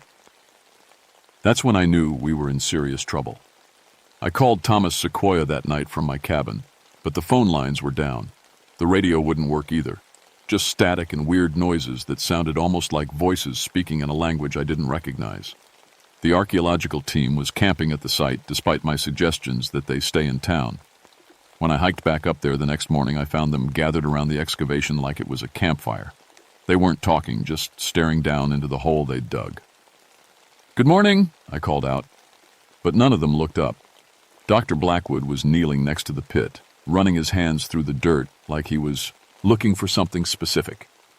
His fingernails had grown overnight, thick and yellowed, more like claws than nails. Frank was crouched beside him, and I could see that the hair on his arms and neck had gotten thicker and darker. When he finally looked at me, his eyes had changed color from brown to pale yellow. Lisa was the worst. She was sitting cross-legged by the edge of the pit, rocking back and forth and humming something that definitely wasn't Cherokee. Her teeth had grown longer, and when she smiled at me, I could see that her canines were now sharp points. Only Janet looked normal, but she was pressed against a tree about 20 feet away from the others, clutching her camera like it was a weapon. "Ranger," she whispered when I got close to her. "Something happened to them last night. They've been like this since before dawn. They won't eat regular food anymore, only raw meat. Frank caught a rabbit with his bare hands and they shared it." I looked back at the team. Dr. Blackwood had found something in the dirt and was holding it up to examine it. It was another one of those bone necklaces, but this one was bigger and more elaborate. The teeth weren't human. They came from something with a muzzle full of fangs. "Dr. Blackwood," I said loudly, "I think we need to shut down this excavation." He looked up at me, and his face wasn't human anymore, not completely. His jaw had stretched out, making his mouth wider. His eyes were completely yellow now, with pupils that looked like a wolf's. "Shut down," he said, and his voice was rougher, like he was talking around teeth that didn't fit in his mouth anymore. "We're just getting started, Ranger. We've found things here that will change everything we know about this continent's history." "Those aren't historical artifacts," I said, pointing at the bone necklaces. "Someone's been using these sites for dark rituals. We need to get out of here and call for help." Frank laughed, but it came out as more of a howl. "Help? From who? The people who forced your ancestors off this land? The government that gives permits to dig up sacred graves?" He was right about that, but this wasn't the time for politics. This was about survival. Lisa stopped humming and looked at me with those changed eyes. "The old ones are waking up, Joe," she said, using my first name like we were friends. "They've been sleeping in these mountains for so long, waiting for someone to call them back. We're going to help them." I grabbed Janet's arm. "We're leaving. Now." But Dr. Blackwood stood up, and I realized he was taller than he'd been yesterday. His body had stretched out, become more angular. His clothes were tight in some places and loose in others, like his skeleton had rearranged itself overnight. "No one leaves," he said. "Not until we finish what we started." That's when Janet and I ran. We made it maybe half a mile down the mountain before we heard them coming after us. But they weren't running on two legs anymore. I could hear 4 sets of paws hitting the ground, closing the distance fast. "The old ranger station," I gasped to Janet. There's an emergency radio there." We ran harder than I'd ever run in my life, crashing through underbrush and leaping over fallen logs. Behind us, something howled, a sound that was part human scream and part wolf call. The station was an old stone building left over from the 1940s. I still had a key, and we got inside just as three shapes burst out of the tree line behind us. In the fading daylight, I could see what the archaeological team had become. They were still partly human, but they moved on all fours now. Their spines had curved, their arms and legs had lengthened, and their faces had pushed forward into something like muzzles. They were covered in thick, dark fur, but they still wore the torn remains of their clothes. Dr. Blackwood was the largest. He stood up on his hind legs and looked at the station door, his yellow eyes gleaming wit with intelligence that was definitely still human. "Come out, Joe," he called, and his voice was a mix of his old professor tone and a wolf's growl.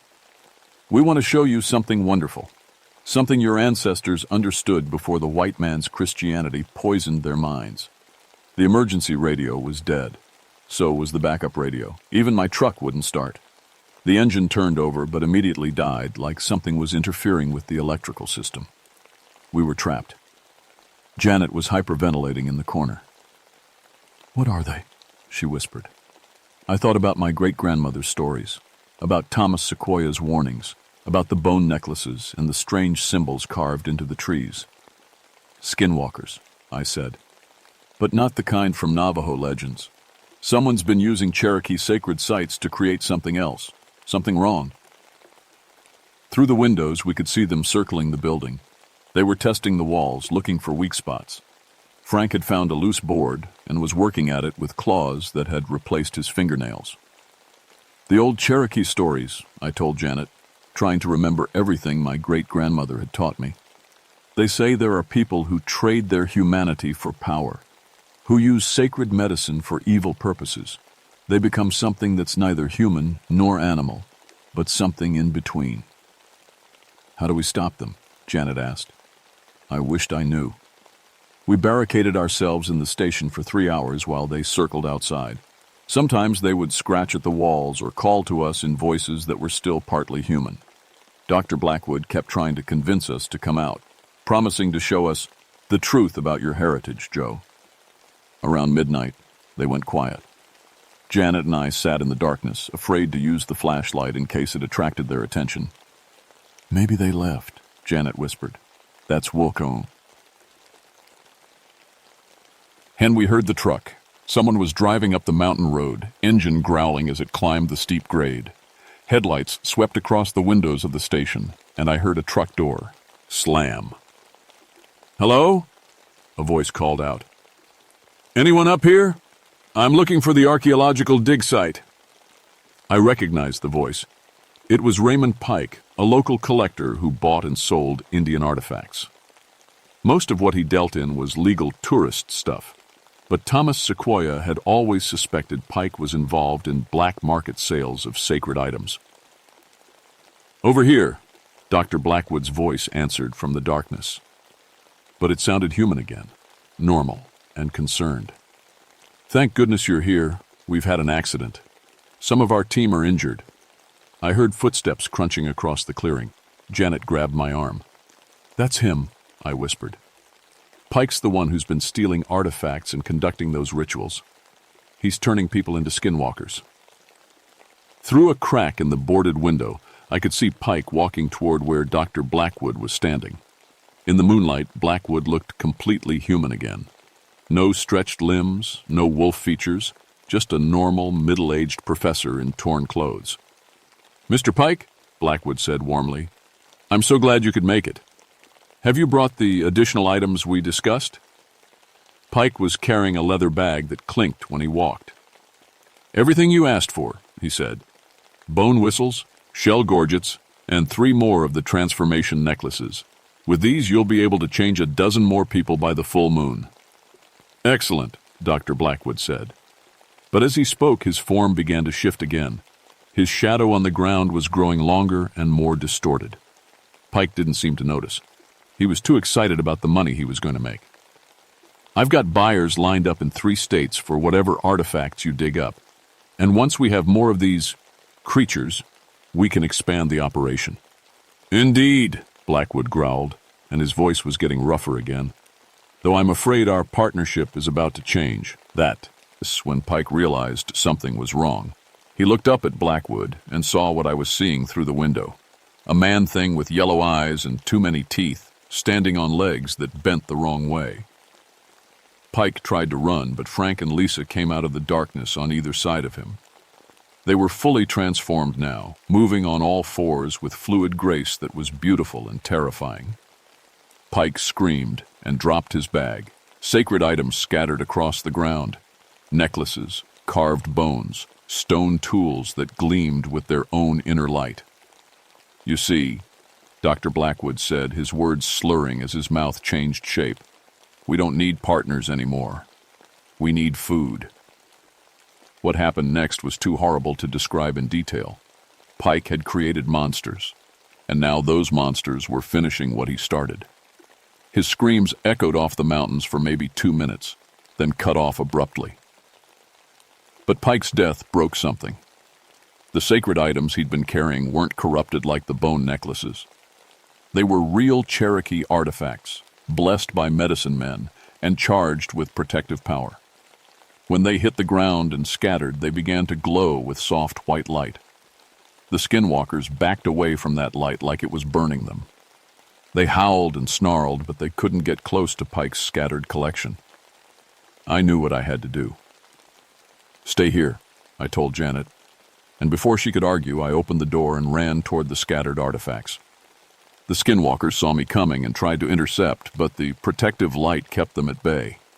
I grabbed as many of the sacred items as I could carry: a eagle bone whistle, a shell gorget with traditional symbols, and a medicine bag that hummed with power when I touched it.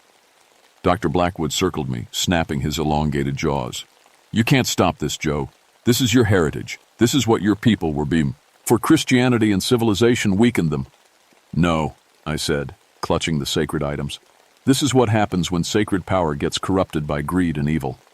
My people understood the difference." I put the eagle bone whistle to my lips and blew. The sound that came out wasn't like anything I'd ever heard, high and pure and strong enough to shake the mountains. The skinwalkers howled and covered their ears, their transformed bodies writhing in pain. Then I began to sing. I don't know where the words came from. They were in Cherokee, a language I barely spoke, but my great-grandmother's voice was singing along with mine. The cleansing songs she'd taught me when I was 5 years old, songs I thought I'd forgotten. As I sang, the corrupted bone necklaces began to crumble. The strange symbols carved into the trees faded away. The sacred burial mounds, which had been glowing with sick green light, began to shine with clean white radiance instead. The skinwalkers were changing back, but it wasn't easy. Their bodies convulsed and twisted as the corrupt medicine left them. Frank collapsed first, his wolf features melting away to reveal the middle-aged man he'd been. Lisa followed, gasping and crying as her teeth shrank back to normal size. Dr. Blackwood fought the transformation the longest. He'd been the most changed, and he'd embraced the corruption more completely than the others. But finally, even he fell to his knees as the protective songs stripped away the dark power that had transformed him. When it was over, 3 exhausted human beings lay unconscious in the clearing. The sacred burial sites were glowing with clean light that gradually faded to normal darkness. And Raymond Pike was dead, killed by the monsters he'd created. I helped Janet gather up the scattered artifacts while we waited for the others to wake up. Most of Pike's collection would have to go back to the Cherokee Nation, where it belonged. "What happens now?" Janet asked. I looked up at the burial mounds, which finally felt peaceful again. "Now I do my job properly," I said. "Protect these sites like I should have been doing all along." Dr. Blackwood and his team didn't remember much about their transformation. The official report said they'd suffered from food poisoning that caused hallucinations and disorientation. Janet's photographs had all come out blank or blurred, so there was no evidence of what had really happened. Pike's death was ruled an animal attack. The coroner found wolf tracks around his body, which was technically true, even if those wolves used to be archaeologists. The excavation permits were permanently revoked. I convinced the Forest Service to classify the Cherokee sites as restricted areas, off-limits to researchers and tourists alike. New federal laws were passed to protect native burial grounds from unauthorized excavation. Lisa Chen left graduate school and moved to California. She sent me a letter 6 months later saying she'd started having dreams in languages she didn't recognize, and that she felt drawn to visit Cherokee communities in North Carolina. I wrote back encouraging her to follow that instinct. Frank Morrison took a job with the national parks in Alaska, as far from burial mounds as he could get. He called me once to ask if I thought the change had been permanent. I told him that some experiences mark you forever, but that wasn't necessarily a bad thing. Dr. Blackwood resigned from the university and disappeared. I heard rumors that he'd joined a monastery in Tibet, seeking some kind of spiritual redemption. I hoped that was true. Janet Wells published a book about the ethics of archaeological research, though she never mentioned what had really happened in West Virginia. We stayed in touch, and she sometimes visited the forest to take photographs of wildlife and landscapes instead of burial sites. As for me, I embraced my role as cultural liaison and site guardian. I started working more closely with the Cherokee Nation, learning about traditional medicines and protective ceremonies. Thomas Sequoia became my teacher, sharing knowledge that my great-grandmother would have been proud to see passed down. I never married, never had children. The mountains and the sacred sites became my family. I learned to speak Cherokee fluently, to perform the old ceremonies properly, and to recognize the signs when dark medicine was being worked in the forest. Because it wasn't over. Evil like Pikes doesn't just disappear. Every few years I'd find evidence of someone trying to steal artifacts or conduct unauthorized rituals on sacred ground. Sometimes they were treasure hunters who didn't know what they were messing with. Sometimes they were people who knew exactly what they were doing. I stopped them all. The Forest Service eventually made me a director of cultural preservation for the entire region. I trained other rangers in recognizing the signs of spiritual disturbance, though I never told them the complete truth about what those signs meant. Some knowledge is too dangerous to share widely. On clear nights when the moon is full and the autumn air is crisp, I still patrol the burial sites. I carry the eagle bone whistle Pike had stolen, along with other sacred items that the Cherokee Nation entrusted to my care. The sites stay quiet now, protected by both federal law and traditional medicine. But sometimes, when the wind is just right, I can hear voices in the darkness. Not threatening voices, but grateful ones. The spirits of my ancestors, finally able to rest in peace.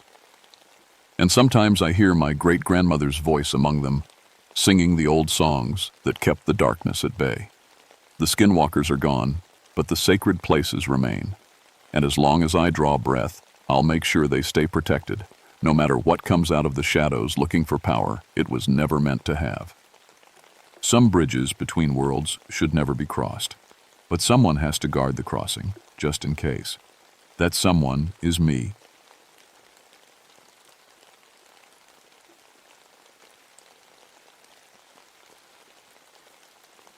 My name is Marcus Holbrook, but everyone calls me Mark. I've been a park ranger for 16 years now, and I've seen plenty of things in the wilderness that would make most folks nervous. Bears, mountain lions, lost hikers who barely made it out alive. But nothing, and I mean nothing, prepared me for what happened at Dolly Sods in July of 1975. I was leading a Boy Scout troop on what should have been a routine week-long camping trip. 12 boys, ages 11 to 16, all eager to test their wilderness skills in one of West Virginia's most beautiful places. Dolly Sods sits high up on a plateau, all open meadows and rocky outcrops, with views that stretch for miles. It's isolated, 30 miles of wilderness with no roads, no facilities, nothing but nature. The boys were a good mix. Tim Anderson, our Eagle Scout candidate at 16, knew his stuff and helped keep the younger kids in line. Dave Thompson and Sean O'Connor were experienced campers, always ready for adventure. Then we had the nervous ones like Bobby Martinez, just 12 and on his first real wilderness trip. His mom had packed enough supplies for a month. "Mr. Holbrook, are there really bears out here?" Bobby asked as we set up our first camp near Bear Rocks. The evening sun was painting the meadow golden, and a cool breeze carried the smell of pine and wild grass. "Sure are," I said, checking his tent stakes. "But they're more afraid of you than you are of them. That's why we hang our food up high and keep a clean camp." The area had history. During World War II, the military used these mountains for artillery training. Sometimes hikers still found old shell casings or bits of metal. I always warned the boys to never touch anything suspicious.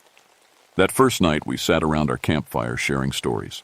The older boys told ghost tales that made the younger ones scoot closer to the flames. I was about to suggest we turn in when we heard it. A howl from somewhere out in the darkness. It wasn't like any coyote or wolf I'd ever heard. It started low, almost human-sounding, then rose to a wild cry that seemed to echo from the rocks themselves. The boys went quiet. "What was that?" Jimmy Holcomb whispered. "Just a coyote," I said, but something about the sound bothered me. It had too much intelligence in it. They've been moving back into these mountains, nothing to worry about. But as we banked the fire and headed to our tents, I couldn't shake the feeling that something had been watching us from the tree line.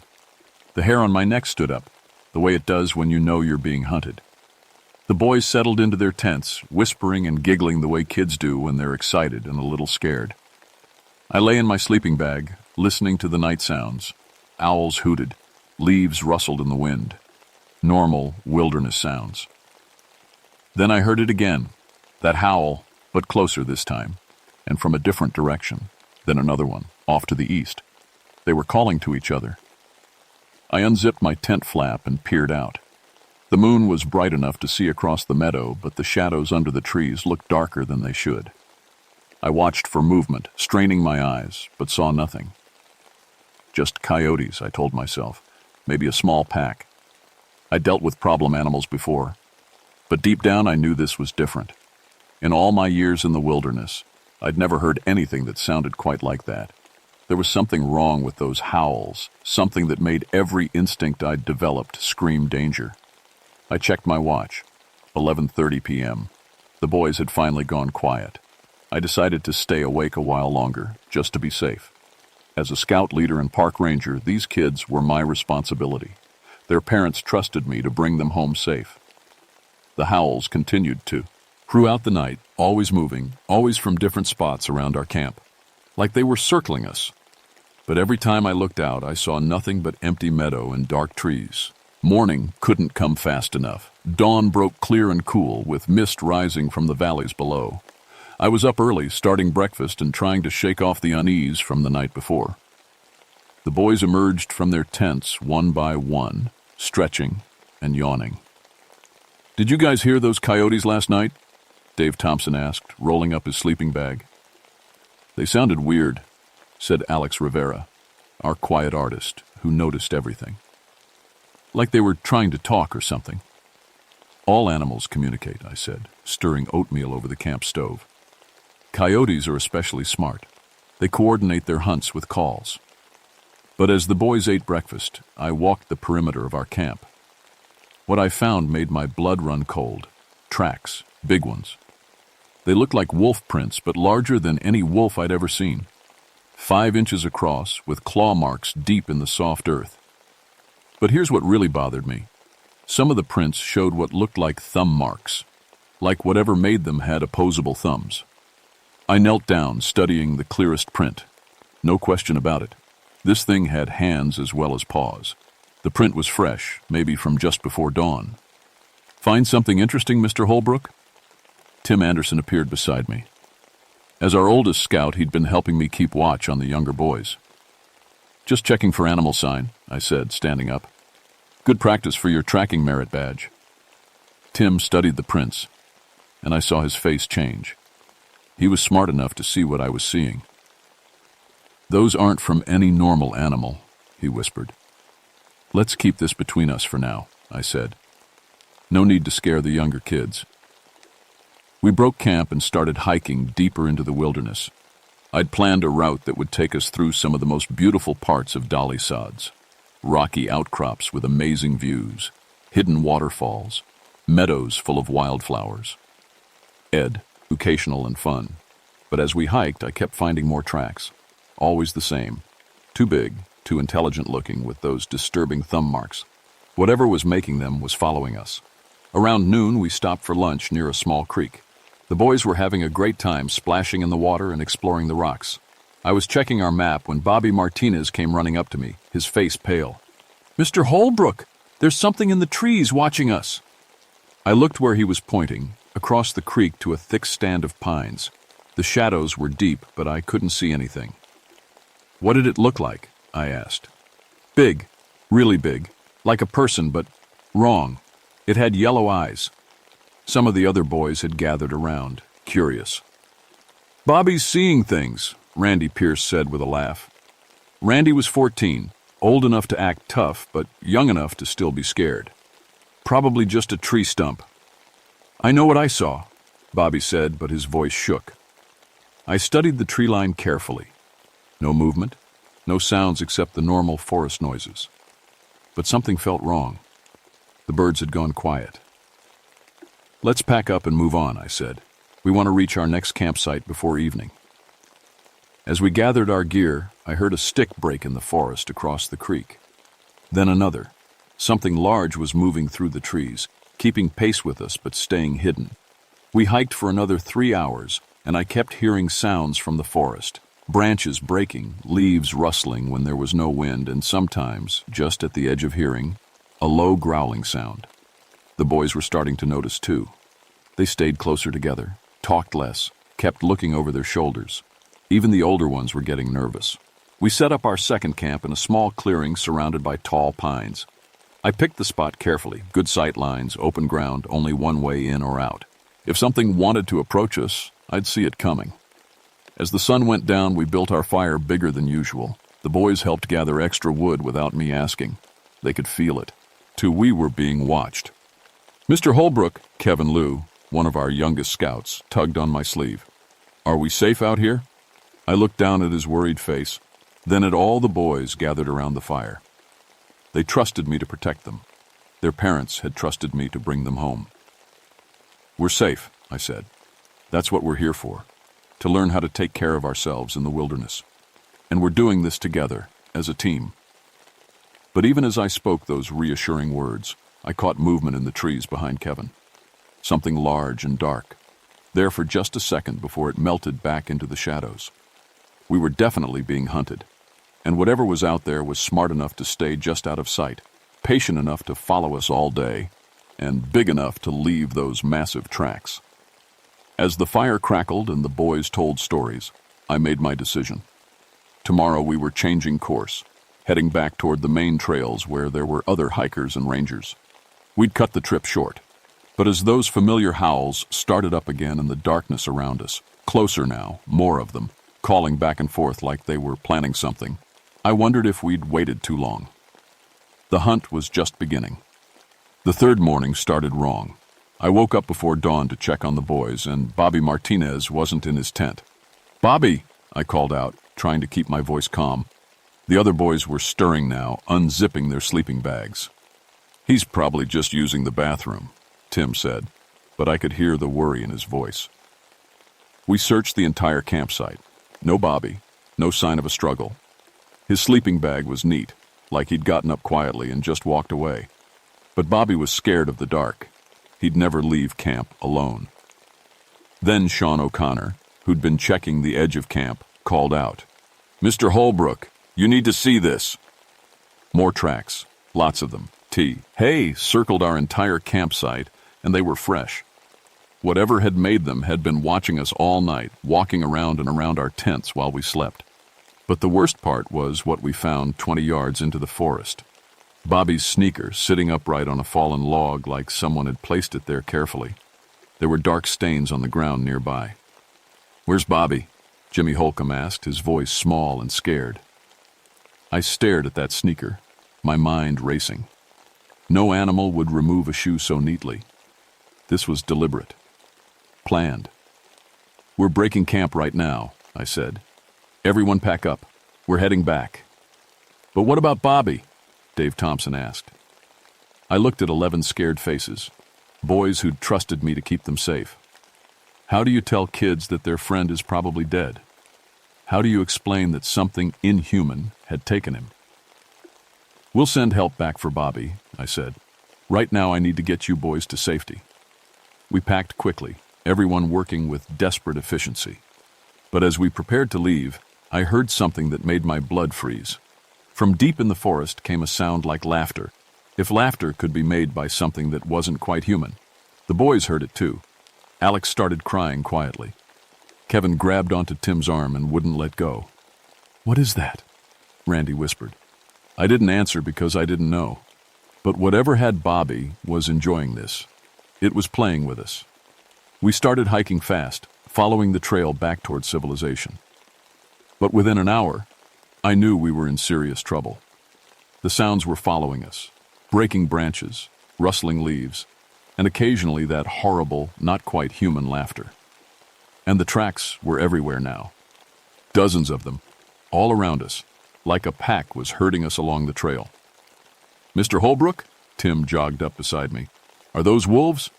I looked where he was pointing. Through the trees, I could see shapes moving parallel to our trail. They were big, bigger than any wolf should be. And they walked wrong, sometimes on 4 legs, sometimes upright like people. "The boy's moving," I told Tim. "Stay together. Don't let anyone fall behind." But it was too late for that. As we rounded a bend in the trail, Pete Walsh, my 19-year-old assistant leader, suddenly stopped. "Where's Randy?" he asked. We counted heads. 10 boys. Randy Pierce was gone. "He was right behind me," Sean said. "He was right there." We backtracked 50 yards, calling Randy's name. Nothing. It was like he'd just vanished from the middle of our group. Then we heard screaming from somewhere off the trail. Randy's voice, high and terrified, calling for help. But the sound was moving away from us, deeper into the wilderness. "We have to help him!" Dave started toward the sound, but I grabbed his arm. "No, we stay together." The words felt like poison in my mouth, but I couldn't risk losing more boys. "Everyone hold hands. No one lets go." The screaming continued for maybe 2 minutes, then cut off suddenly. The silence that followed was worse than the sound had been. Jimmy was sobbing now. Alex looked like he might faint. Even the older boys were shaking. "What's happening?" Kevin whispered. "What's taking them?" Before I could answer, something stepped out onto the trail ahead of us. It was 6 feet tall and covered in dark fur, but it stood upright like a man. Its face was like a wolf's, but the eyes were human, yellow and intelligent and full of hunger. When it smiled, I saw teeth like knives. The worst part was its hands. They were human hands, but covered in fur and ending in claws. One of them held Randy's torn Boy Scout handbook. The creature looked at us for a long moment, tilting its head like it was studying us. Then it dropped the handbook and melted back into the forest without making a sound. "Did you see that?" Dave breathed. I had seen it. We all had. There was no denying it now. We weren't dealing with normal animals. These things were smart, or organized, and they were hunting us for sport. "Listen to me," I told the boys, trying to keep my voice steady. "We're going to get through this, but I need you to do exactly what I say. No questions, no arguments. Can you do that?" They nodded, their faces white with fear. "Good. We're going to find a place we can defend, somewhere with our backs to rocks or water, where they can only come at us from one direction." As we hiked, I tried to think like the military instructor I'd once been. These creatures were intelligent predators, but they weren't invincible. They'd taken Bobby and Randy when the boys were alone or separated from the group. They seemed to prefer picking off the weak or isolated, which meant they were testing us, seeing how we'd react, learning our weaknesses. The question was, what would they do when they got tired of playing? I had a feeling we were about to find out. We found our defensive position just as the sun was setting, a natural bowl in the rocks with steep walls on 3 sides and only one narrow entrance. I set the boys to work gathering firewood and rocks while I tried to figure out how to keep 9 kids alive against a pack of supernatural predators. "Mr. Holbrook," Tim approached me as I checked my equipment. "Those things, they're not natural, are they?" I looked at him, 16 years old, Eagle Scout material, trying so hard to be brave for the younger boys. He deserved the truth. "No, I said quietly. They're not. Then what are they? Before I could answer, we heard them coming. Howls echoed from all around us, but these weren't the distant calls from the past 2 nights. These were close, and they were different, more like war cries than animal sounds. Everyone into the center, I shouted. Form a circle, backs together. The boys moved fast, grabbing the rocks we'd gathered and clustering around our small fire. I could see shape, as moving in the darkness beyond the entrance to our rocky shelter, tall shadows that walked sometimes on 2 legs, sometimes 4. Then they stepped into our firelight, and I got my first good look at what we were facing. 7 of them, all about 6 feet tall, covered in dark fur but standing upright like men. Their faces were wolf-like but too intelligent, too human in the eyes. And their hands, always those horrible human hands with claws instead of fingernails. But the worst part was their leader. He was bigger than the others, with gray fur and scars across his muzzle. Around his neck hung dog tags, military identification from the Civil War era. As I stared at those tags, pieces clicked together in my mind. The military history of this area, stories I'd heard from old-timers about soldiers who'd deserted during the war and hidden in these mountains, local legends about men who'd turned to cannibalism to survive and been cursed for it. You know what we are, the leader spoke, and his voice was like gravel mixed with growling. We can smell the understanding on you, soldier. I stepped forward, putting myself between the creatures and the boys. What do you want? What we've always wanted. Fresh meat. Young meat. He smiled, showing those knife-like teeth. Your cubs will feed us well. Over my dead body. That can be arranged. The leader gestured to his pack. We could take them all right now. But where's the sport in that? We prefer the hunt, the fear. It makes the meat taste better. Behind me, I heard Jimmy whimpering. Sean was trying to comfort Kevin, who was crying silently. These were good boys, brave boys, but they were just kids facing something out of nightmares. I'll make you a deal, I said. Single combat. Me against you. If I win, you let the boys go. The creature laughed, a sound like breaking glass. And if you lose, then you get what you want anyway. The pack leader studied me with those yellow eyes. You interest me, soldier. Most humans beg or run. You offer to fight. He nodded slowly. Very well. But when you fall, we too. Take them one at a time, slowly. I handed my flashlight to Tim. Whatever happens, you boys stay together. You help each other. That's what scouts do. The creature stepped into the circle of firelight, and I saw him clearly for the first time. He was massive, not just tall, but built like he'd been designed for killing. His claws were longer than my fingers, his teeth designed for tearing flesh. But I'd been in the military. I'd trained boys like these for years, and I wasn't about to let a pack of monsters hurt kids on my watch. The fight was vicious and fast. The creature was stronger than any human, faster than should be possible. His claws raked across my chest, tearing through my shirt and into the skin beneath. I rolled away, grabbing a thick branch from our woodpile. He lunged at me again, and I swung the branch like a baseball bat. It connected with his skull with a crack like breaking bone. He staggered, snarling, yellow blood dripping from his muzzle. "Behind you!" Tim shouted. I spun just in time to see another creature leaping at my back. I dove sideways, but claws raked across my shoulder, spinning me around. The pack was cheating, but then again they were monsters. "That's not fair," Dave shouted, and before I could stop him, he hurled a sharp rock at the creature that had attacked me. It hit the thing in the side, making it howl in pain and anger. Suddenly, all the boys were fighting. Sean threw rocks with deadly accuracy. Alex used his scout knife to stab at any creature that got too close. Even little Kevin was swinging a heavy stick, tears streaming down his face but refusing to give up. The creatures seemed confused by this. They were used to picking off isolated prey, not facing organized resistance. For a moment, the pack hesitated. That's when I made my move. I grabbed the burning end of a branch from our fire and drove it into the pack leader's chow. "Estete," he screamed, a sound that was part howl, part human agony, and stumbled backward. "Fire!" I shouted to the boys. "They don't like fire." We grabbed burning branches and formed a circle, backs together, flames held outward. The creatures circled us, snarling, but they kept their distance from the fire. "You cannot burn forever," the pack leader said, clutching the wound in his chest. "We can wait." But as dawn approached, something strange happened. The creatures began to look transparent, like they were fading away. "Sunrise," the leader snarled. "But we'll return tomorrow night, and the next. We have all the time in the world." "No," I said, understanding flooding through me. "You don't. You're tied to this place, aren't you? Cursed to stay in these mountains forever."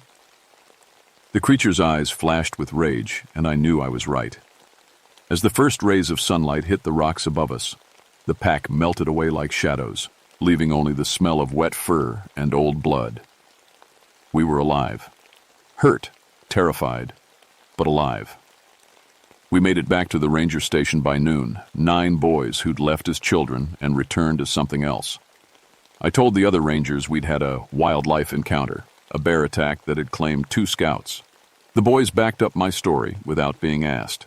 Some truths are too big for official reports.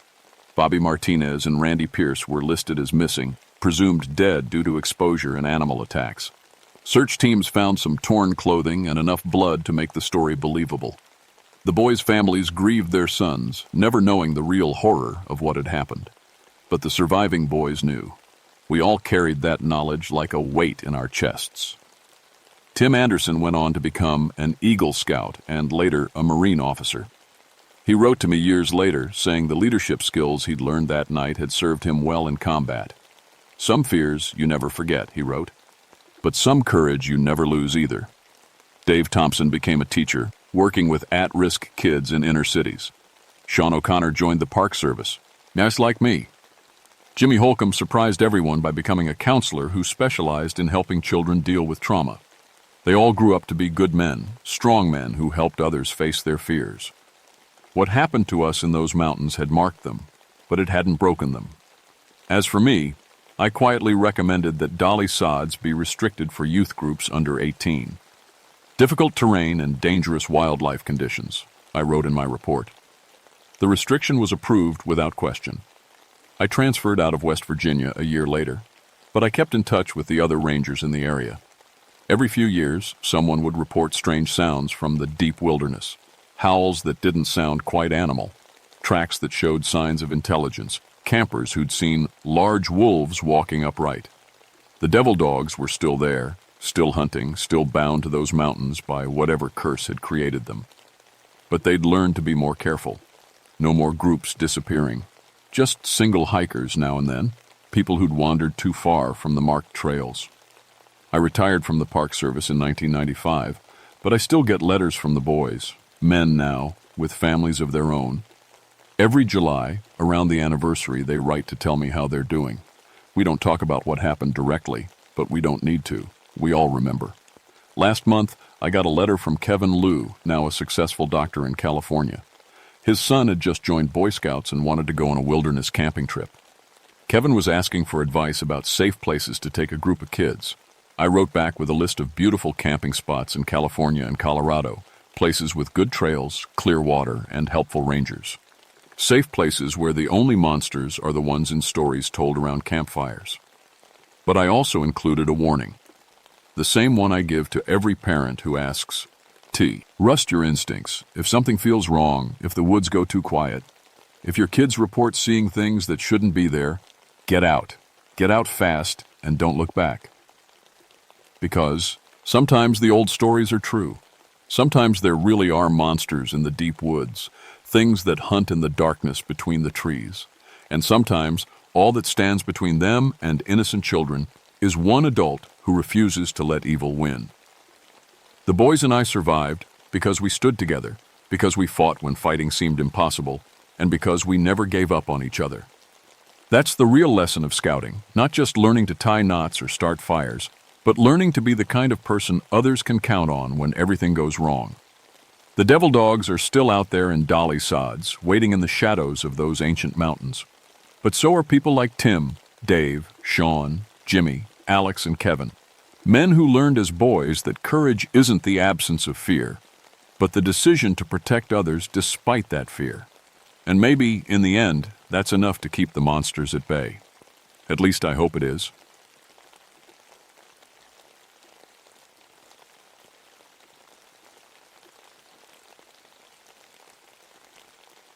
My name is Ezekiel Thornfield, but everyone calls me Zeke. I've been a park ranger in the Great Smoky Mountains for 23 years now, and I thought I'd seen everything these mountains could throw at a man. I was wrong. It was late October 1963, and the leaves were putting on their final show before winter. The maples blazed red as fire, and the oaks glowed golden in the morning sun. But there was something else in the air that morning. Something that made my coffee taste bitter and my hands shake just a little as I put on my ranger hat. The call came in around 7 a.m. A family of 4, the Caswells from Nashville, hadn't returned from their camping trip to Cataract Falls. They were supposed to check out yesterday, but their car was still parked at the trailhead. The folks at the ranger station wanted me to hike up and check on them. Now, Cataract Falls isn't your typical tourist spot. It's 8 miles from the nearest road, accessible only by a winding trail that'll test your legs and your lungs. Most families with young kids stick to the easier trails, but Bob Caswell had called ahead, asking specifically about camping near the falls. He said his kids, Amy and Tommy, were good hikers for being 6 and 9 years old. I packed my gear that morning with extra care. Something felt off, though I couldn't put my finger on what. Maybe it was how quiet the woods seemed, or how the birds weren't singing their usual morning songs. Or maybe it was the way the fog hung low in the valleys, thick as cotton, when it should have burned off by now. The hike to Cataract Falls takes about 2 hours if you know the trail like I do. I've walked it hundreds of times, teaching families about mountain safety, showing kids how to read the signs nature gives you. That trail holds a lot of memories for me. Some good, some that still wake me up at night. You see, I lost my own little girl, Sarah, 5 years ago. She was 8, with pigtails that bounced when she ran and a laugh that could make the gloomiest day bright. She drowned in a creek not far from here while I was working. I was supposed to be watching her, but I got distracted by some fool tourists who couldn't read a simple trail map. By the time I got back to the creek, it was too late. That's why I take families seriously now. That's why I never ignore a missing person report, even when it's probably nothing more than folks losing track of time. Children are precious things in these mountains. They can disappear faster than morning dew. As I hiked that morning, the fog seemed to follow me instead of lifting. The temperature was dropping too, which was strange. October mornings usually warmed up quick once the sun got going, but my breath was making little clouds with every step. About an hour into the hike, I started hearing something that made my skin crawl. At first, I thought it was just the wind in the trees, but as I got closer to the falls, it sounded more like singing. Children singing, far off and faint, like voices carried on the wind. I told myself it was just the water. Waterfalls make all kinds of sounds. Sometimes they roar, sometimes they whisper, sometimes they seem to talk. Old-timers around here have stories about Cataract Falls, stories I never put much stock in. They say children died there long ago, back when it was a logging camp, and their spirits still play in the water. Cherokee folks won't go near the place. They call it a place where water spirits steal the young ones. But I'm a practical man. I deal in facts and evidence, not ghost stories. Still, that singing sound followed me all the way up the mountain. I smelled the campfire before I saw the campsite. Wood smoke and something else. Breakfast, maybe bacon and eggs still cooking. That gave me hope. And maybe the Caswells had just overslept, lost track of time like campers sometimes do. But when I reached their camp, nobody was there. The tent was still up, nice and neat. 2 sleeping beds. Bags for the parents, 2 smaller ones for the kids, all laid out like they'd been slept in. Clothes were folded by each sleeping bag. Little jeans and t-shirts for Amy, bigger ones for Tommy. Their hiking boots sat in a row outside the tent, clean and ready for the day. The camp stove was still burning. Eggs sat in the pan, overcooked and rubbery. Bacon burned black. Coffee in the pot had boiled down to thick, bitter sludge. I turned off the stove and looked around. "Hello?" I called out. "Mr. Caswell! Mrs. Caswell!" My voice echoed back from the trees, but no answer came. The woods were too quiet. No birds, no squirrels chattering, no insects buzzing. Just that strange singing sound from the direction of the falls, a little louder now. I checked the ground around the campsite. 4 sets of footprints led from the tent toward the falls, 2 adult, 2 child-sized. They were clear in the soft earth, heading down the narrow path that led to the water. But then I found something that made my stomach drop. Coming back from the direction of the falls was a different set of tracks. Small footprints, like children's feet, but they were going the wrong way. Instead of heading back to camp, they led off into the deep woods where no trail existed. And they were wet, soaking wet, like whoever made them had just stepped out of the water. I followed the wet prints for about 50 feet before they just stopped. Not like they walked onto hard ground where I couldn't see them anymore. They just ended, right there in the middle of a clear patch of dirt. "That's not possible," I said out loud, but my voice sounded small and scared. I went back to the campsite and called out again, louder this time. "Caswell family, this is Ranger Thornfield. If you can hear me, please answer." Nothing but that singing sound, which was definitely getting louder. I decided to follow the original racks toward the falls. The path was narrow and steep, winding down through thick trees and over moss-covered rocks. The wet footprints appeared again, but this time there were more of them, lots more.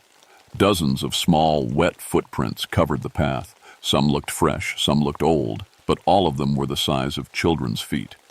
They overlapped and crisscrossed, like a bunch of kids had been running back and forth on the trail.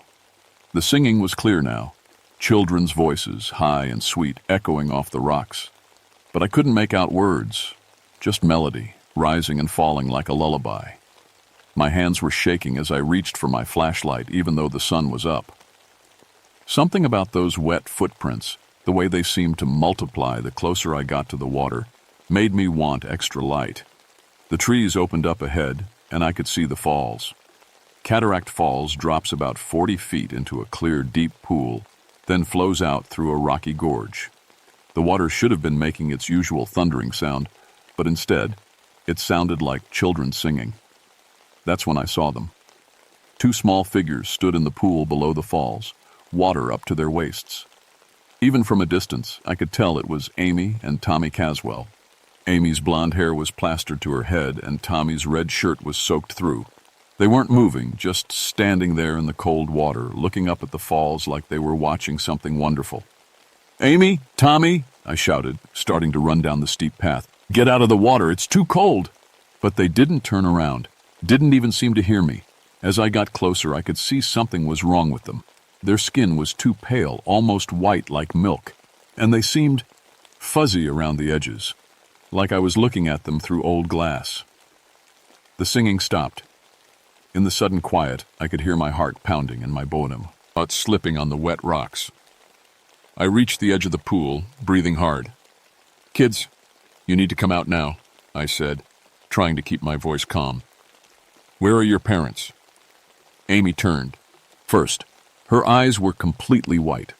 No color at all, just white like fresh snow. When she smiled, I could see through her teeth. "We're playing," she said in a voice that sounded like it came from underwater. "Want to play with us, mister?" Tommy turned too, those same white eyes, that same see-through smile. "The water's nice," he said. "Real nice. Come play." I took a step back, my mind trying to make sense of what I was seeing. These couldn't be the Caswell children. The Caswell children were real, solid, alive. These things in the water looked like ghosts. I backed away from the pool, my mind racing. What I was seeing couldn't be real. Ghosts were just stories, things to scare kids around campfires. But those pale, see-through children in the water were looking right at me, smiling with teeth I could see through. "Come play," Amy said again, taking a step toward the edge of the pool. "We've been waiting so long for someone new." "The others are here too," Tommy added, his voice echoing strangely. "They want to meet you." That's when I saw them. More children rising up from the water like they were made of mist. They came up slowly, one by one, until there were 12 of them standing in the pool. All different ages, from maybe 5 years old to 12, but they all had those same white eyes and see-through skin. They were wearing old-fashioned clothes, dresses and overalls that looked like they came from 60, 70 years ago. Some had their hair in braids, others wore suspenders and caps, but they were all wet, dripping with water that never seemed to stop flowing. An older girl, maybe 12, stepped forward. She wore a long dress with puffy sleeves, and her dark hair hung in wet tangles around her face. "I'm Mary," she said in that underwater voice. "I take care of the little ones. We've been alone for such a long time. We just want to play," said a small boy in overalls. "Nobody ever wants to play anymore." I found my voice, though it came out shaky. "Where are the Caswell children? The real Amy and Tommy?" Mary tilted her head and water dripped from her hair. "They came to play with us yesterday. Such nice children, but they got scared and tried to leave." "Where are they now?" I demanded. "Safe," Mary said, "with their mama and papa, in our special place under the water where it's always warm." My blood turned to ice. "You mean they're playing forever now," said one of the smaller girls. "Just like us. Just like you can, if you want." I turned and ran. I crashed through the trees, branches tearing at my clothes and face. Behind me I could hear them laughing. Not mean laughter, but the kind of giggles kids make when they're having fun. That made it worse somehow. The wet footprints were everywhere now, leading in all directions through the forest. They seemed to glow faintly in the dim light under the trees. Some were small like Amy's, others bigger like Tommy's, but they were all heading away from the falls and deeper into the woods. I had to find the real Caswell family, had to find them alive. I followed one set of adult-sized prints that looked fresh. They led up a steep slope, over fallen logs and through thick bushes. The person who made them had been running. I could tell by how deep the heel marks dug into the soft earth. The trail led me to the edge of a steep drop-off that looked down into a narrow gorge. At the bottom, maybe 30 feet down, I could see something that made my heart sink. 2 bodies lay twisted on the rocks by the stream. A man in a red flannel shirt and a woman in jeans and a blue sweater. Even from up there, I could tell they were dead. Their necks were bent at wrong angles and dark stains spread out from under them. Bob and Helen Caswell. They must have been running from something, running so hard and so scared that they didn't see the cliff in time. But if they were down there, then what had happened to their children? A small hand touched my shoulder. I spun around and nearly fell off the cliff myself. Amy Caswell stood behind me, but not the ghost version from the pool. This was the real Amy, solid, warm, alive. Her clothes were dry, and her eyes were their normal brown color.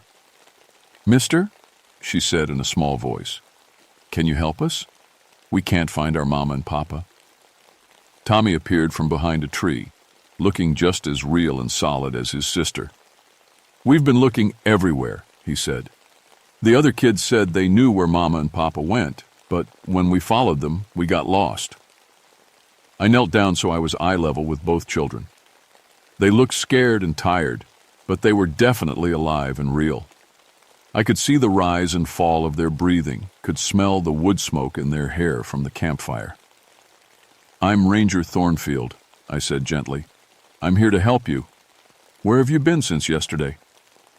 "The kids by the water wanted us to play with them," Amy said. "They were really nice at first. They showed us games and taught us songs. But when we said we wanted to go back to camp, they got sad. They said if we played with them forever, we'd never have to be scared or cold or hungry again," Tommy added. "But we wanted our mama and papa. The big sister Mary, she said our parents went looking for us. She said they fell down and got hurt, and now they're sleeping under the water where it doesn't hurt anymore." I felt sick. The ghost children had watched Bob and Helen die. Maybe they'd even caused it, leading them off the trail in the dark. "We have to get you out of here," I said, standing up. "Right now." But when I looked around, we weren't alone anymore. The ghost children surrounded us, rising up from the ground like mist. Mary stood directly in front of me, her see-through face sad but determined. "They can't leave," she said. "We need them. We've been so lonely." "Please," I said, triceps, and to keep my voice steady. "These children have to go home. They have family who loves them."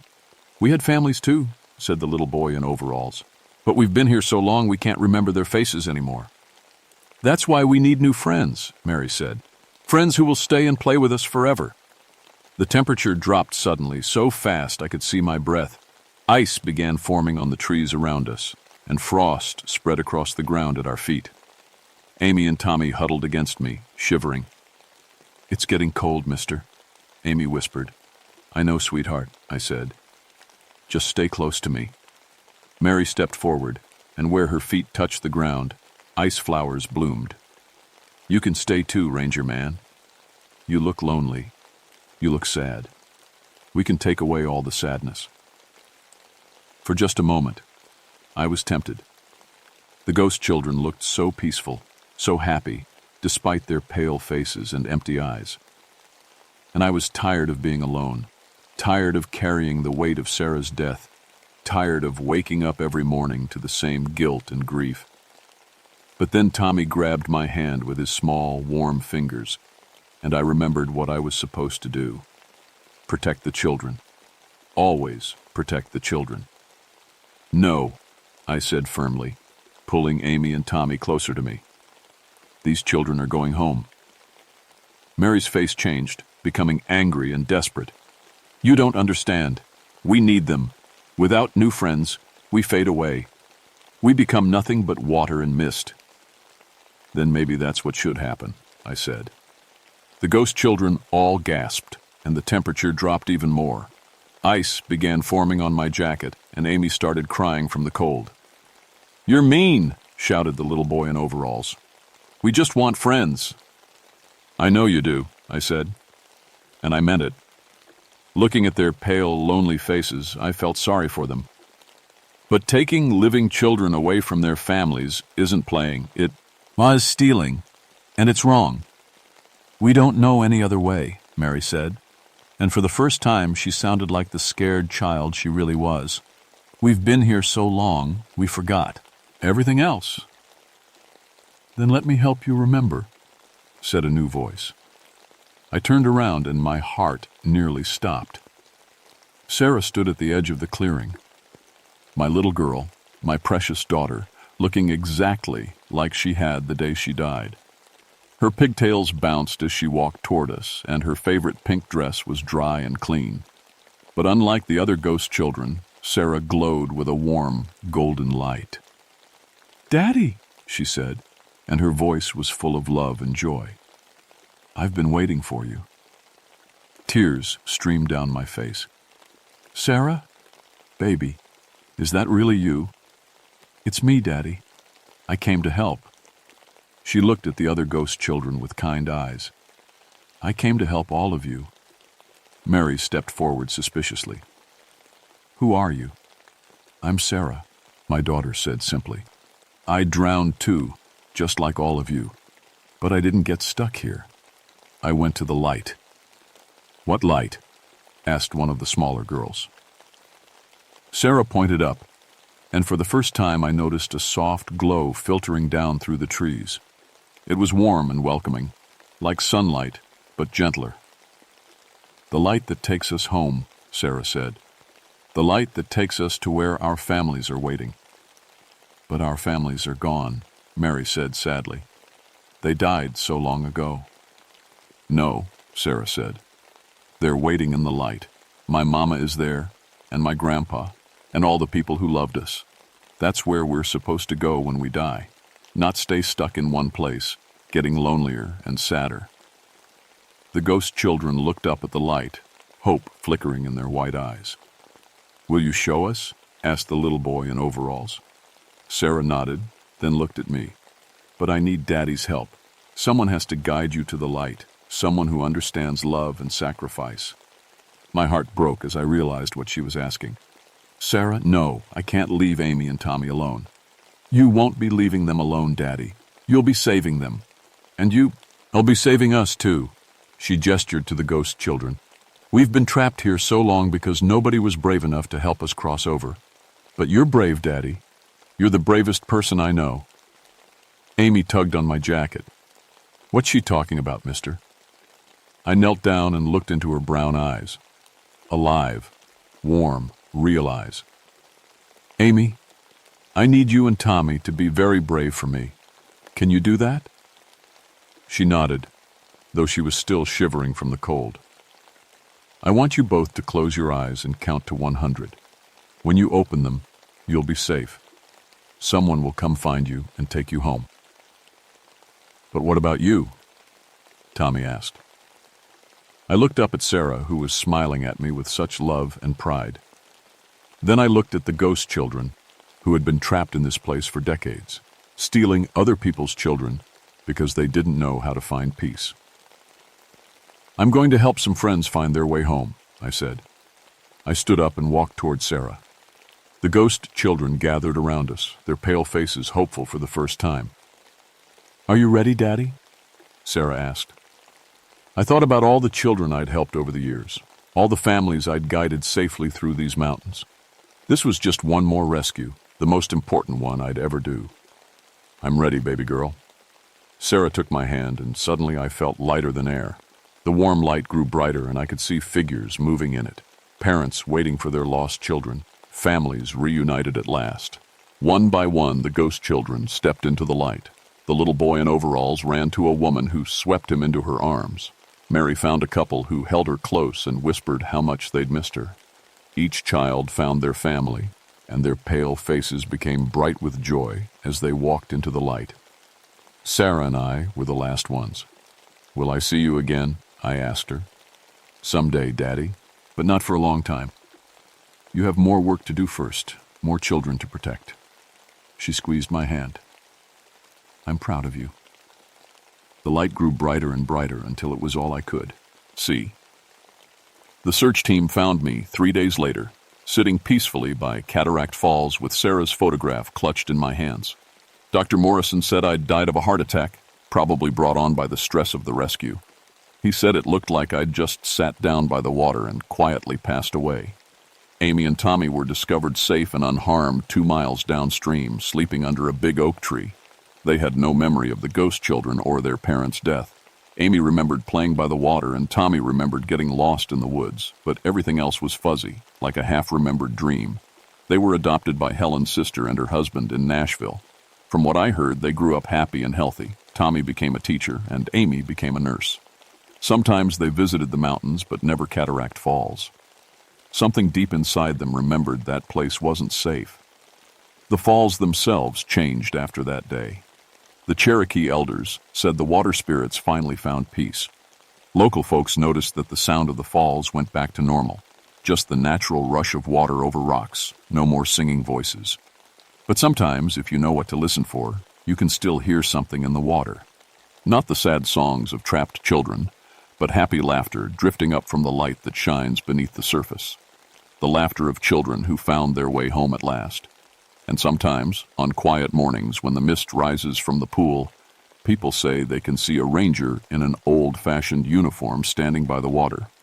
He's watching over the place, making sure no more children get lost or scared, making sure they all find their way safely home.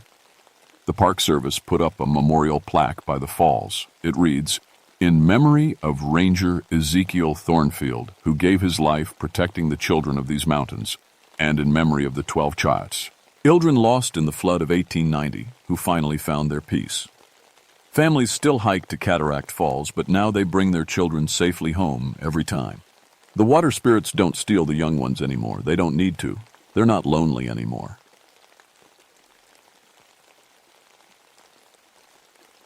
My name is William Grayson, but everyone calls me Bill. I've been a park ranger for 19 years now, and I thought I'd seen everything these West Virginia mountains could throw at me. I was wrong. It was November 1967, and the whole state was buzzing about the new bridge they were building over the New River Gorge. After what happened in Korea, I'd made it my job to keep people safe. That war taught me what happens when things aren't built right. Bridges fall, people die, and you carry that weight forever. The limp in my left leg always gets worse when it's cold, and that Tuesday morning was no different. The temperature had dropped to about 45 degrees, and fog was rolling up from the river like smoke from a campfire. I was driving my truck up the winding service road to the construction site when the radio crackled. "Bill, you there?" It was Mike O'Brien, the construction foreman. Good man, 20 years in the business. "Yeah, Mike. What's the problem?" "We got some weird stuff happening up here. Workers are spooked. Found some, I don't know what to call them, big scratches in the steel beams.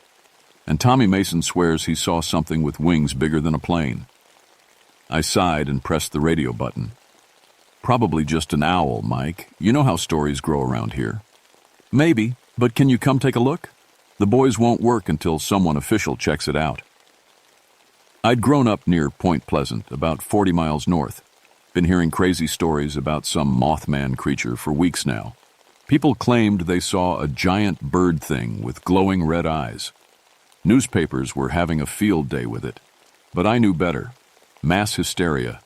Probably started by someone who saw a barn owl in the dark. The construction site was something to see. The new bridge would be almost 900 feet long when finished, stretching across the gorge like a giant's arm. Right now, it was just half-built, with massive steel towers reaching up into the gray sky. The whole thing looked like the bones of some prehistoric beast. I parked near the work trailers and grabbed my flashlight and inspection gear. Mike came jogging over, his hard hat slightly crooked and worry lines creasing his face. "Thanks for coming, Bill. Look, I've been doing this for 20 years. Never seen anything like what's happening here." He led me toward the base of the South Tower. Started 3 days ago. First, all the birds disappeared. Not just a few. I mean, every single bird. Haven't seen a crow, sparrow, nothing. Then the equipment started acting funny. Funny how? Electronics going haywire. Radios picking up voices speaking backwards. Temperature gauges showing impossible readings. And the guys, he lowered his voice. 3 of them had the same dream. They all dreamed the bridge collapsed with cars full of families falling into the water. We stopped at the base of the tower. The steel beams rose up like a ladder toward the clouds. And there, about 30 feet up, I could see what Mike was talking about. Deep gouges in the metal, like something with massive claws had gripped the beam. "Could be from the construction equipment," I said, but even I didn't believe it. The scratches were too clean, too deliberate. They looked almost purposeful. That's what I thought at first. But look at this. Mike pointed to a section of beam that hadn't been painted yet. In the bare metal, there were scratches that formed a pattern. It looked almost like a warning symbol, or maybe wings. A cold wind picked up, making the unfinished bridge groan like a living thing. Somewhere in the distance, I heard what sounded like a low, mournful cry, like a train whistle, but deeper and more lonely. "There it is again," Mike whispered. "Been hearing that sound for 3 days. Always comes from up there." He pointed toward the top of the tower, where the steel beams disappeared into the low-hanging clouds. I adjusted my hard hat and checked my safety rope. "Well, only one way, to find out what's making your boys nervous. I'm going up." The climb up the bridge tower was harder than I expected. My war injury always made my left leg unreliable, and the steel beams were slippery from the morning fog. Each step up took me further from the solid ground and deeper into something I didn't understand yet. About 50 feet up, I stopped to catch my breath. The construction site looked small below me, like a toy set. Mike and a few workers were standing around watching me climb, their faces turned up like pale dots. The river ran dark and quiet far below. That's when I noticed something strange about the steel beam I was gripping. It was warm. Not just a little warm from the sun. There was no sun today. It was warm like something alive had been wrapped around it. I clicked on my radio. "Mike, you there?" "Yeah, Bill. How's it look up there?" "The steel beam is warm. That normal?" Long pause. "No, Bill, it's 45 degrees out. Steel should be cold as ice." I kept climbing. At about 80 feet, I found something that made my blood run cold. Wrapped around one of the crossbeams was what looked like a giant molt, the shed skin of something with wings. It was bigger than any bird skin I'd ever seen, much bigger. The wind picked up again, and I heard that cry, closer now, and definitely not a train whistle. It sounded almost intelligent, like something trying to speak but not knowing how to form words. That's when I saw the eyes. About 20 feet above me, perched on a beam like it belonged there, was something that shouldn't exist. At first glance, it looked like a man sitting hunched over, but as my eyes adjusted, I realized it was much bigger than a man. And it had wings. The creature was maybe 8 feet tall, with massive wings folded against its back. Its skin looked gray-black, like old leather. But the eyes, God, those eyes, were what froze me in place. They glowed red like hot coals, and they were looking right at me. We stared at each other for what felt like hours, but was probably only seconds. The creature didn't move, didn't threaten me. It just watched.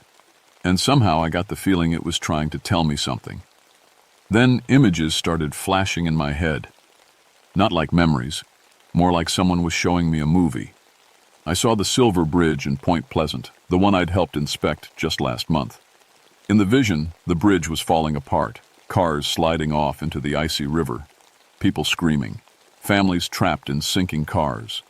The images came faster.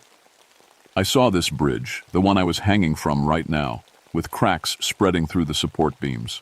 I saw workers falling. I saw the whole structure coming apart like a house of cards. "No," I whispered, shaking my head to clear it. "It's just stress. Too many stories about that mothman thing." But when I looked up again, the creature was gone. Just vanished, like it had never been there at all. I climbed down as fast as I could, my hands shaking on the steel rungs. Mike was waiting for me at the bottom, along with Tommy Mason and a couple other workers. "Well?" Mike asked. "Find anything?" I wanted to tell them about the warm steel, about the molt, about the creature with red eyes. Instead, I said, "Found some bird signs. Probably a large owl nesting up there. Nothing to worry about." Tommy Mason stepped forward. He was young, maybe 25, with the kind of eager face that reminded me of the soldiers I'd served with in Korea.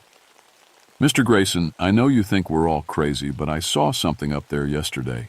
Something big with wings and red eyes. It didn't try to hurt me or nothing, just looked at me, but when I looked into those eyes..." He paused like he was trying to find the right words. "I saw things. Bad things happening to bridges. People dying." The other workers nodded. One of them, an older guy named Eddie Morrison, spoke up. "Had the same kind of vision, Mr. Grayson. Saw bridges falling down like dominoes. Started with one up north, then spread south, like something was trying to warn us." I felt a chill that had nothing to do with the November air. "What did you see exactly? In the vision?" Tommy and Eddie looked at each other. Eddie answered first. "The Silver Bridge in Point Pleasant. Saw it clear as day. Cars backed up in rush hour traffic. Then the whole thing just folded up like a broken toy. Must have been 40, 50 cars that went into the water." "When?" I asked, though part of me already knew I didn't want to hear the answer. "December," Tommy said quietly. "Middle of December, right around rush hour on a busy day." The wind picked up again, making the unfinished bridge sing like a giant harp. And somewhere up in the steel beams, I heard that cry again, mournful and urgent, like something trying very hard to warn us about something we couldn't understand. 3 days later, I couldn't get those visions out of my head. I'd called my buddy Jim, who worked bridge inspection up in Point Pleasant, but he'd just laughed when I mentioned checking the Silver Bridge again. "Bill, we inspected that bridge 6 months ago. It's solid as a rock. Been standing for 40 years. But the dreams wouldn't stop. Every night I closed my eyes, I saw the same thing. The Silver Bridge folding up like a broken umbrella, cars sliding into the icy Ohio River, and always, somewhere in the dream, those red eyes were watching. I was back at the New River construction site on Friday morning when things got worse. Mike O'Brien met me at the gate, and I could tell by his face that something bad had happened. "We lost a man yesterday," he said without any greeting. My stomach dropped. How? Eddie Morrison. Remember him? The older guy who said he had visions? Mike rubbed his face with both hands. Found him at the bottom of the gorge yesterday evening. Looks like he fell from the bridge. I shake. Ident? Mike shook his head slowly. That's the weird part. Eddie was scared of heights. Wouldn't go higher than the first platform, maybe 20 feet up. But we found him way down in the rocks, like he'd fallen from the top of the tower. We walked toward the bridge site. The workers were standing around in small groups, talking in low voices. I could feel the fear in the air like electricity before a storm. There's more, Mike continued. Before he died, Eddie came to my trailer around lunchtime.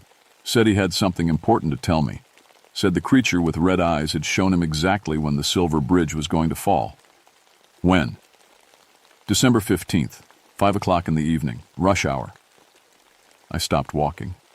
That was less than 3 weeks away. Mike, did Eddie seem... was he acting strange? Like maybe he was having some kind of breakdown? That's what I thought at first. But then he showed me this. Mike pulled a piece of paper from his jacket pocket. It was a detailed drawing of the silver bridge with red X marks on specific support beams. Below the drawing, in Eddie's handwriting, were calculations, stress loads, metal fatigue rates, traffic weights. Eddie wasn't an engineer, Bill. He was just a construction worker. But these calculations, I had our project engineer look at them. They're perfect. Eddie somehow knew exactly which parts of that bridge were weakest. A cold wind blew up from the river, carrying with it that lonely cry I'd heard before. Several of the workers looked up nervously at the bridge towers. It's been getting worse, Mike said, following my gaze. Ever since Eddie died, the thing up there has been more active, more urgent, like it's running out of time to tell us something. That afternoon, I climbed the bridge again. This time, I was prepared. I brought a camera, a tape recorder, and my service pistol.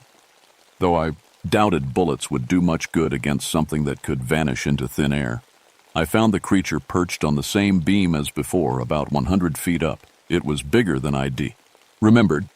Definitely 8 feet tall, with wings that had to span 15 feet when open. But again, it didn't seem threatening. It just watched me with those burning red eyes. Then the visions came again, stronger this time. I saw the silver bridge so clearly I could read the license plates on the cars. I saw a green pickup truck with a Christmas tree tied in the back. I saw a school bus full of kids coming home from a basketball game. I saw a young mother in a blue coat holding a baby. And I saw the exact moment when the bridge failed. A single support cable snapped first, then another. Then the whole suspension system came apart like a zipper opening. The roadway folded up like a drawbridge, and all those cars, dozens of them, slid backward into the dark water. When the vision ended, I was on my knees on the steel beam, crying like a child. The creature was still watching me, and somehow I understood that it was crying too. That evening, I called every official I could think of. The State Highway Department, the Bridge Authority, even the governor's office. I told them all the same thing. The Silver Bridge was going to collapse on December 15th, and people were going to die. Nobody believed me. How could they? A park ranger claiming a giant bird creature was sending him visions of disaster? They probably thought I was crazy. Maybe I was crazy, but the visions kept coming, and they were getting more detailed. I could see individual faces now, hear voices, even smell the river water. And always, somewhere in each vision, those red eyes were watching, begging me to find a way to make people listen. December 15th was only 5 days away when everything changed. I'd been calling the Point Pleasant Bridge Authority every day, begging them to at least inspect the Silver Bridge one more time. They'd stopped taking my calls. That's when Dr. Patricia Hoffman showed up. At the construction site, she was the chief engineer for the new River Bridge project.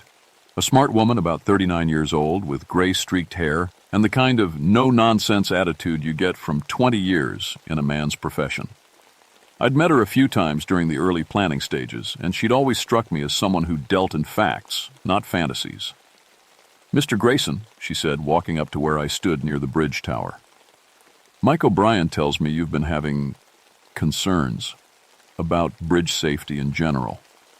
I could hear the skepticism in her voice. Dr. Hoffman, I know how this sounds, but... She held up a hand. Let me finish. I've been reviewing some calculations that were found in Eddie Morrison's belongings. Mathematical projections about metal fatigue and stress loads on suspension bridges, specifically the Silver Bridge. My heart started beating faster. And? The calculations are correct. More than correct, they're brilliant. They show exactly how an aging suspension bridge could fail under certain conditions. She paused, studying my face. The thing is, Eddie Morrison had an 8th grade education and no engineering training. So how did he know things that should have taken a team of engineers weeks to calculate? I looked up at the bridge tower where I knew the creature was watching us, even though I couldn't see it from here. Dr. Hoffman, what if I told you that Eddie Morrison wasn't the only one having detailed visions about bridge failures? What if I told you that something was trying to warn us? She followed my gaze upward. I'd say that's impossible, but I'd also say that Eddie's calculations deserve investigation. She pulled out a radio and keyed it. This is Dr. Hoffman. I need to speak with the chief engineer at Point Pleasant Bridge Authority. Emergency consultation. Over the next 2 days, Dr. Hoffman worked around the clock. She drove up to Point Pleasant and personally inspected the Silver Bridge. She found hairline cracks in 3 main support cables, exactly where Eddie's calculations had predicted they would be. She found metal fatigue in the tower attachments. She found corrosion patterns that matched the failure sequence from my visions. But the bridge authority wouldn't close the bridge. Too much traffic, too much economic impact. They agreed to schedule a full inspection for the following week. That'll be too late, I told Dr. Hoffman when she called with the news. How can you be so certain about the timing? She asked. I couldn't tell her about the creature, about the red eyes, about the visions. Instead, I said, the calculations Eddie left behind weren't just about what would fail. They included when. The bridge is going to collapse on December 15th at 5:07 p.m. There was a long silence on the phone. Finally, she said, That's in 2 days, Mr. Grayson. Even if I believed you, what could we do? That night, I climbed the bridge tower one last time. The creature was waiting for me, perched on the highest beam like a judgment angel. When I looked into its red eyes, the vision that came was different from the others. This time, I saw myself. I was standing at the Point Pleasant end of the Silver Bridge on December 15th, holding a police radio. Cars were backed up in rush hour traffic, just like in all the other visions. But in this vision, I was stopping traffic, turning cars away, saving lives one vehicle at a time. When the vision ended, the creature opened its massive wings and let out that mournful cry, but this time it sounded almost hopeful. I understood. I couldn't convince the authorities to close the bridge, but I could be there. I could try to save whoever I could. Dr. Hoffman agreed to help. She couldn't officially close the bridge, but she could be there with documentation, with evidence, with authority that people might listen to. We drove up to Point Pleasant on the morning of December 15th, carrying Eddie Morrison's calculations and her inspection. Reports. At 4:30 p.m., we parked at the Point Pleasant end of the Silver Bridge. Rush hour traffic was just starting to build up. Dr. Hoffman set up a roadblock using orange cones and official signs claiming emergency inspection in progress. It wasn't legal, but it might work long enough to matter. At 5:00 p.m., I saw the creature. It was perched on the bridge's main tower, visible to anyone who looked up. Its red eyes were blazing like warning flares.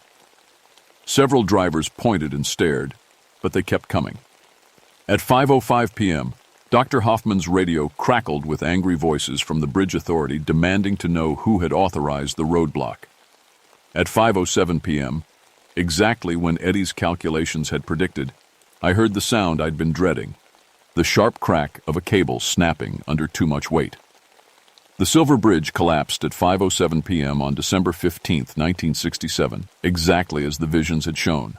But because of our roadblock, only 9 cars were on the bridge instead of the 40 or 50 that should have been there during rush hour. 31 people still died that day. The water was so cold and the current so strong that most couldn't be rescued. But Dr. Hoffman and I had saved dozens of others by turning them away from the bridge in those final minutes. The creature, The Mothman appeared one last time as rescue workers pulled the last survivors from the icy Ohio River. It perched on a light pole near where I stood, and for just a moment, our eyes met. In that glance, I felt something I'd never experienced before, the gratitude of something ancient and powerful, something that had been trying so hard to warn us. Then it spread those massive wings and flew south, back toward the mountains. The New River Gorge Bridge construction resumed 3 months later after every beam, every cable, every bolt had been re-inspected and many had been replaced. Dr. Hoffman used Ed de Morrison's calculations to develop new safety protocols that are still used today. I kept working as a park ranger for another 15 years, but I was different after that December. Evening. I learned to pay attention to things other people dismiss. Strange animal behavior, unusual weather patterns, that feeling when something just isn't right. And sometimes, maybe once or twice a year, I'd catch a glimpse of red eyes watching from a mountain ridge or a bridge tower, always just before some kind of disaster, a mine collapse, a mudslide, a dam failure. The Mothman never appeared to me directly again, but I came to understand that it was still out there, still trying to warn people who might listen. The workers at construction sites throughout West Virginia know me as the safety inspector who takes every concern seriously, no matter how strange it sounds. They call me the man who listens to the mountain's warnings. Some think I'm a little crazy, but nobody argues when I tell them to stop work and check their equipment, because I learned something that cold December day in 1967. Some things exist beyond our understanding, but that doesn't make them our enemies. Sometimes the monsters are trying to save us from ourselves. Sometimes when the wind is right and I'm working alone in the mountains, I still hear that mournful cry echoing between the peaks. Not scary anymore, just lonely. The sound of something ancient watching over us, trying to keep us safe from the disasters we create with our own hands. The Silver Bridge was rebuilt within 3 years. It's a beautiful modern structure with safety systems Eddie Morrison could never have calculated. But sometimes, late at night when traffic is light, drivers report seeing red eyes reflected in their rearview mirrors as they cross the river. I tell them the same thing I tell everyone who asks me about the Mothman. Pay attention to the warnings. They come in all forms: strange dreams, animal behavior, equipment failures, and sometimes in the shape of something with wings and burning red eyes. Lista. Enter the mountain. It's trying to save your life. The Point Pleasant Silver Bridge collapse was a real disaster that occurred exactly as described on December 15, 1967, killing 46 people. The Mothman sightings in the Point Pleasant area were also real, reported by dozens of witnesses in the months leading up to the bridge collapse. This story is a work of fiction inspired by those actual events.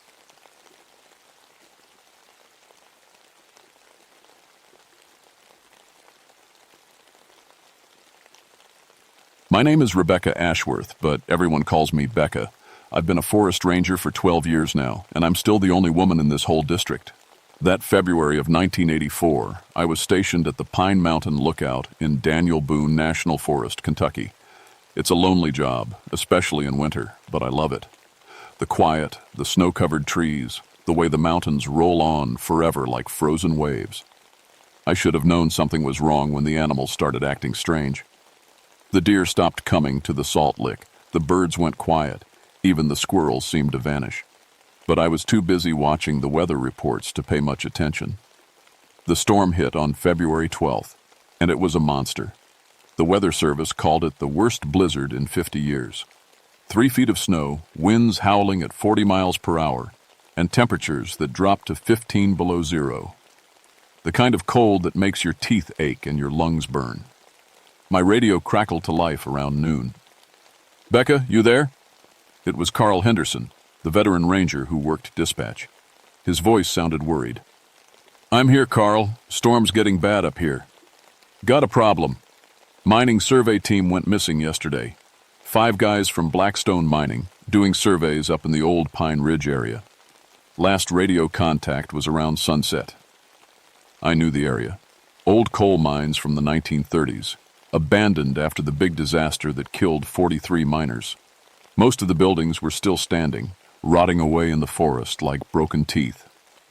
They might have taken shelter in the old mining camp, I said, watching snow pile against my window. Smart thing to do in this weather. That's what I'm hoping.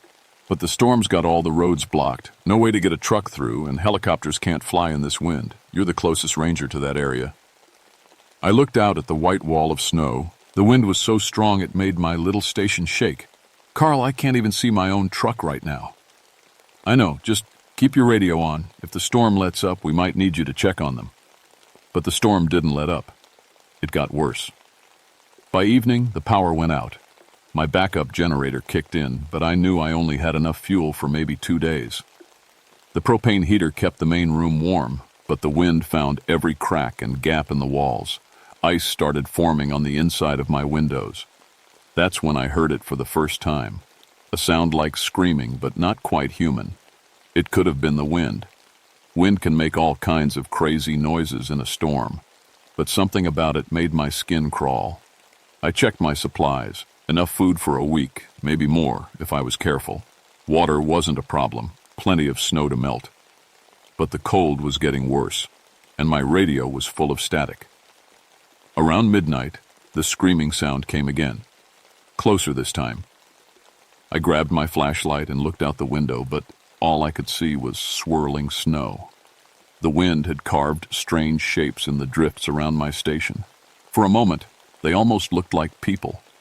I told myself I was being silly. 12 years in these mountains, and I'd never seen anything worse than a hungry bear or a lost hiker. Whatever was making that noise was probably just some animal caught in the storm. But deep down, I knew something was wrong. Really wrong. The storm finally started to calm down the next morning. The wind dropped to maybe 20 miles per hour, and I could see more than 10 feet in front of me. My radio crackled back to life.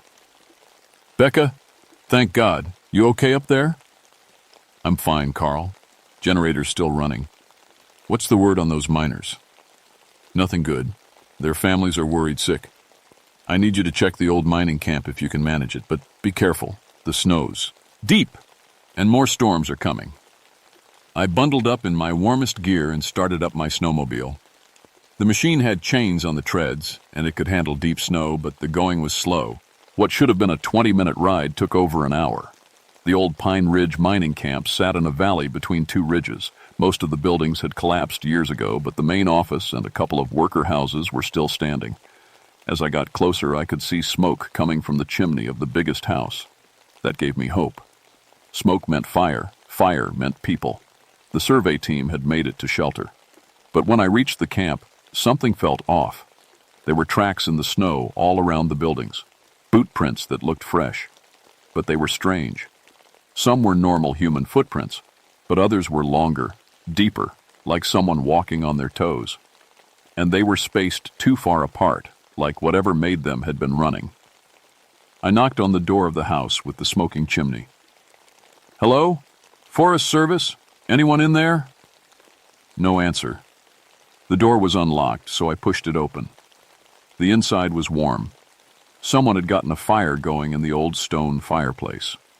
There were sleeping bags spread out on the floor, empty food cans on a makeshift table. But no people. Hello? I called again. Then I noticed the food. Beans and stew in metal cups, sitting on the table next to the fire, still warm. Steam was rising from them. Someone had been here just minutes ago. I found signs of the survey team everywhere. 5 sleeping bags, 5 sets of gear, maps spread out on the table with the Pine Ridge area circled in red. But where were the people? That's when I heard it. Voices outside, shouting. Panicked voices. I rushed to the window and looked out. 5 men were running through the snow, heading away from the camp toward the old mine entrance. Even from a distance, I could see the orange safety vests that mining surveyors wear. Hey! I shouted, but they were too far away to hear me over the wind. I grabbed my radio. Carl, I found them. 5 men heeked aiding toward the old mine shaft. They're running like something's chasing them. But something was chasing them. I saw them then, moving through the snow behind the running men. Pale shapes too tall to be human, moving faster than anything should be able to move in 3 feet of snow. They didn't seem to sink into it at all, just glided over the surface like ghosts. One of the running men fell. The pale things were on him in seconds. I couldn't see exactly what happened through the swirling snow, but his screams cut through the wind like a knife. The other 4 men reached the mine entrance and disappeared inside. The pale things followed them. I stood there for a moment, my heart pounding. What the hell had I just seen? Becca! Becca, come in! Carl's voice on the radio snapped me back to reality. I'm here. Carl, there's something wrong up here. Really wrong. I don't know what I saw. Are the miners okay? I looked toward the mine entrance. It was just a black hole in the side of the mountain, boarded up with old planks that had rotted away over the years. I don't think so, Carl. I think we need help. Big help. Storm's getting worse again. No way to get anyone up there until tomorrow at the earliest. You need to get back to your station and wait it out. But as I started back toward my snowmobile, I heard something that made my blood freeze. It was coming from inside the mine. Screaming. Human screaming. And then suddenly, it stopped. I couldn't just leave. Those men might still be alive in there, might need help. Against my better judgment, I grabbed my emergency medical kit and headed toward the mine. The entrance was bigger than I'd thought. The old boards had been torn away recently, probably by the survey team looking for shelter. But as I got closer, I could see they'd been torn from the inside, not the outside. Long gouges in the wood, like claw marks. I clicked on my flashlight and stepped inside. The mine tunnel stretched ahead into darkness, with old rail tracks still running down the middle. The air was cold, but not as cold as outside. It smelled of rust and something else, something rotten. Hello? I called. Forest Service. If anyone's in here, call out. My voice echoed off the stone walls, but there was no answer. I followed the tracks deeper into the mine. The beam of my flashlight showed more claw marks on the walls and something that looked like dried blood. Old blood, dark and crusty. About 50 yards in, I found the first body. It was one of the surveyors, still wearing his orange vest. But something had torn him apart. I've seen bear attacks, mountain lion kills, but this was different. Worse. Like something had been trying to get inside him. I fought down the urge to throw up and kept going. I had to find the others. The tunnel split into 3 branches. I took the middle one and almost immediately found another body. This one was older, not from the survey team. The clothes were rotted, but I could make out the remains of old mining gear, from the 1930s maybe. But that was impossible. After 50 years, there shouldn't be anything left but bones. I heard a sound ahead, a scraping noise, like fingernails on stone. I clicked off my flashlight and listened. The sound came again, closer. Something was moving in the darkness ahead of me. I turned my light back on and saw it. It had been human once. You could tell by the basic shape. Arms, legs, head. But it was all wrong now. Too tall, maybe 7 feet. Skin that was white as snow and seemed to glow in my flashlight beam. Its eyes were completely black, and when it opened its mouth, I could see teeth that were too sharp and too many. It looked at me for a moment, tilting its head like a dog hearing a strange sound. Then it smiled. I ran. Behind me, I could hear it following. Not running, something worse. It was laughing, a sound like breaking glass. I made it to the mine entrance and stumbled out into the snow, my snow mob. Al was still there, thank God. I jumped on and hit the starter.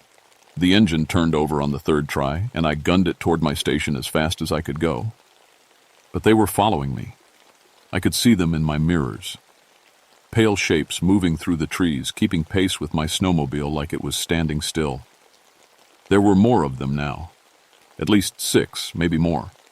They looked like the thing in the mine, but different.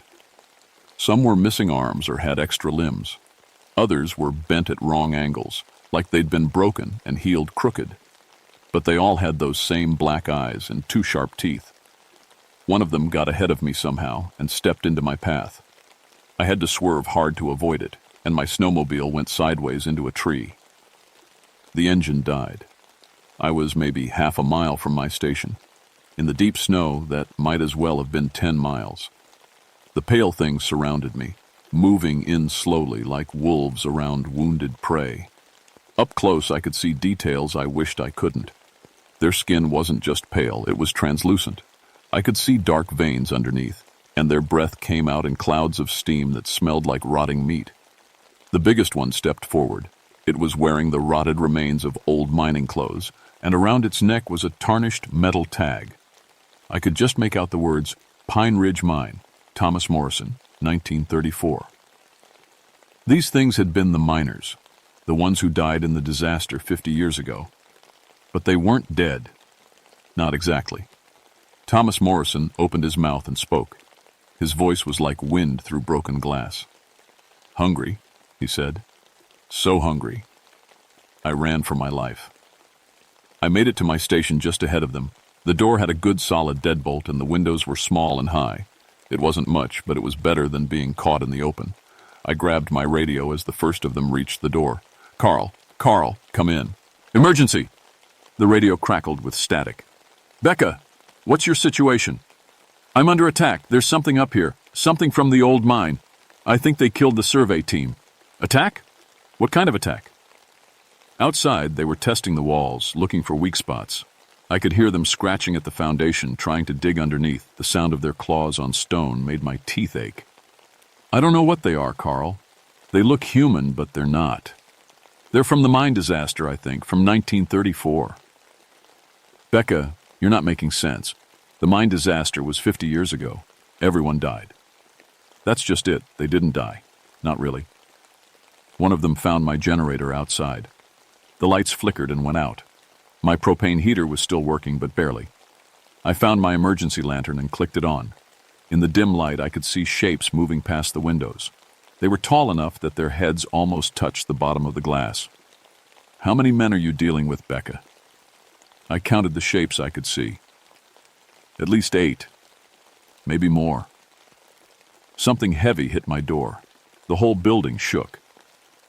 "Carl, I don't think they're men anymore. I think they're something else." "Okay, listen. I'm going to try to get help up there, but it might take time. You need to hold out until morning." Morning was 8 hours away. Another impact on the door. This time I heard wood crack. I looked around my station for anything I could use as a weapon. My rifle was in my truck, which might as well have been on the moon. But I had some emergency supplies, flares, a small axe, and something that might work.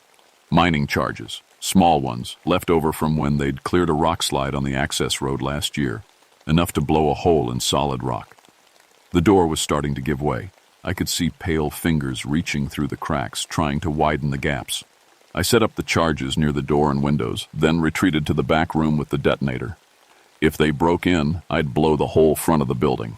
It would probably kill me too, but maybe it would stop them. "Still hungry?" came a voice from outside.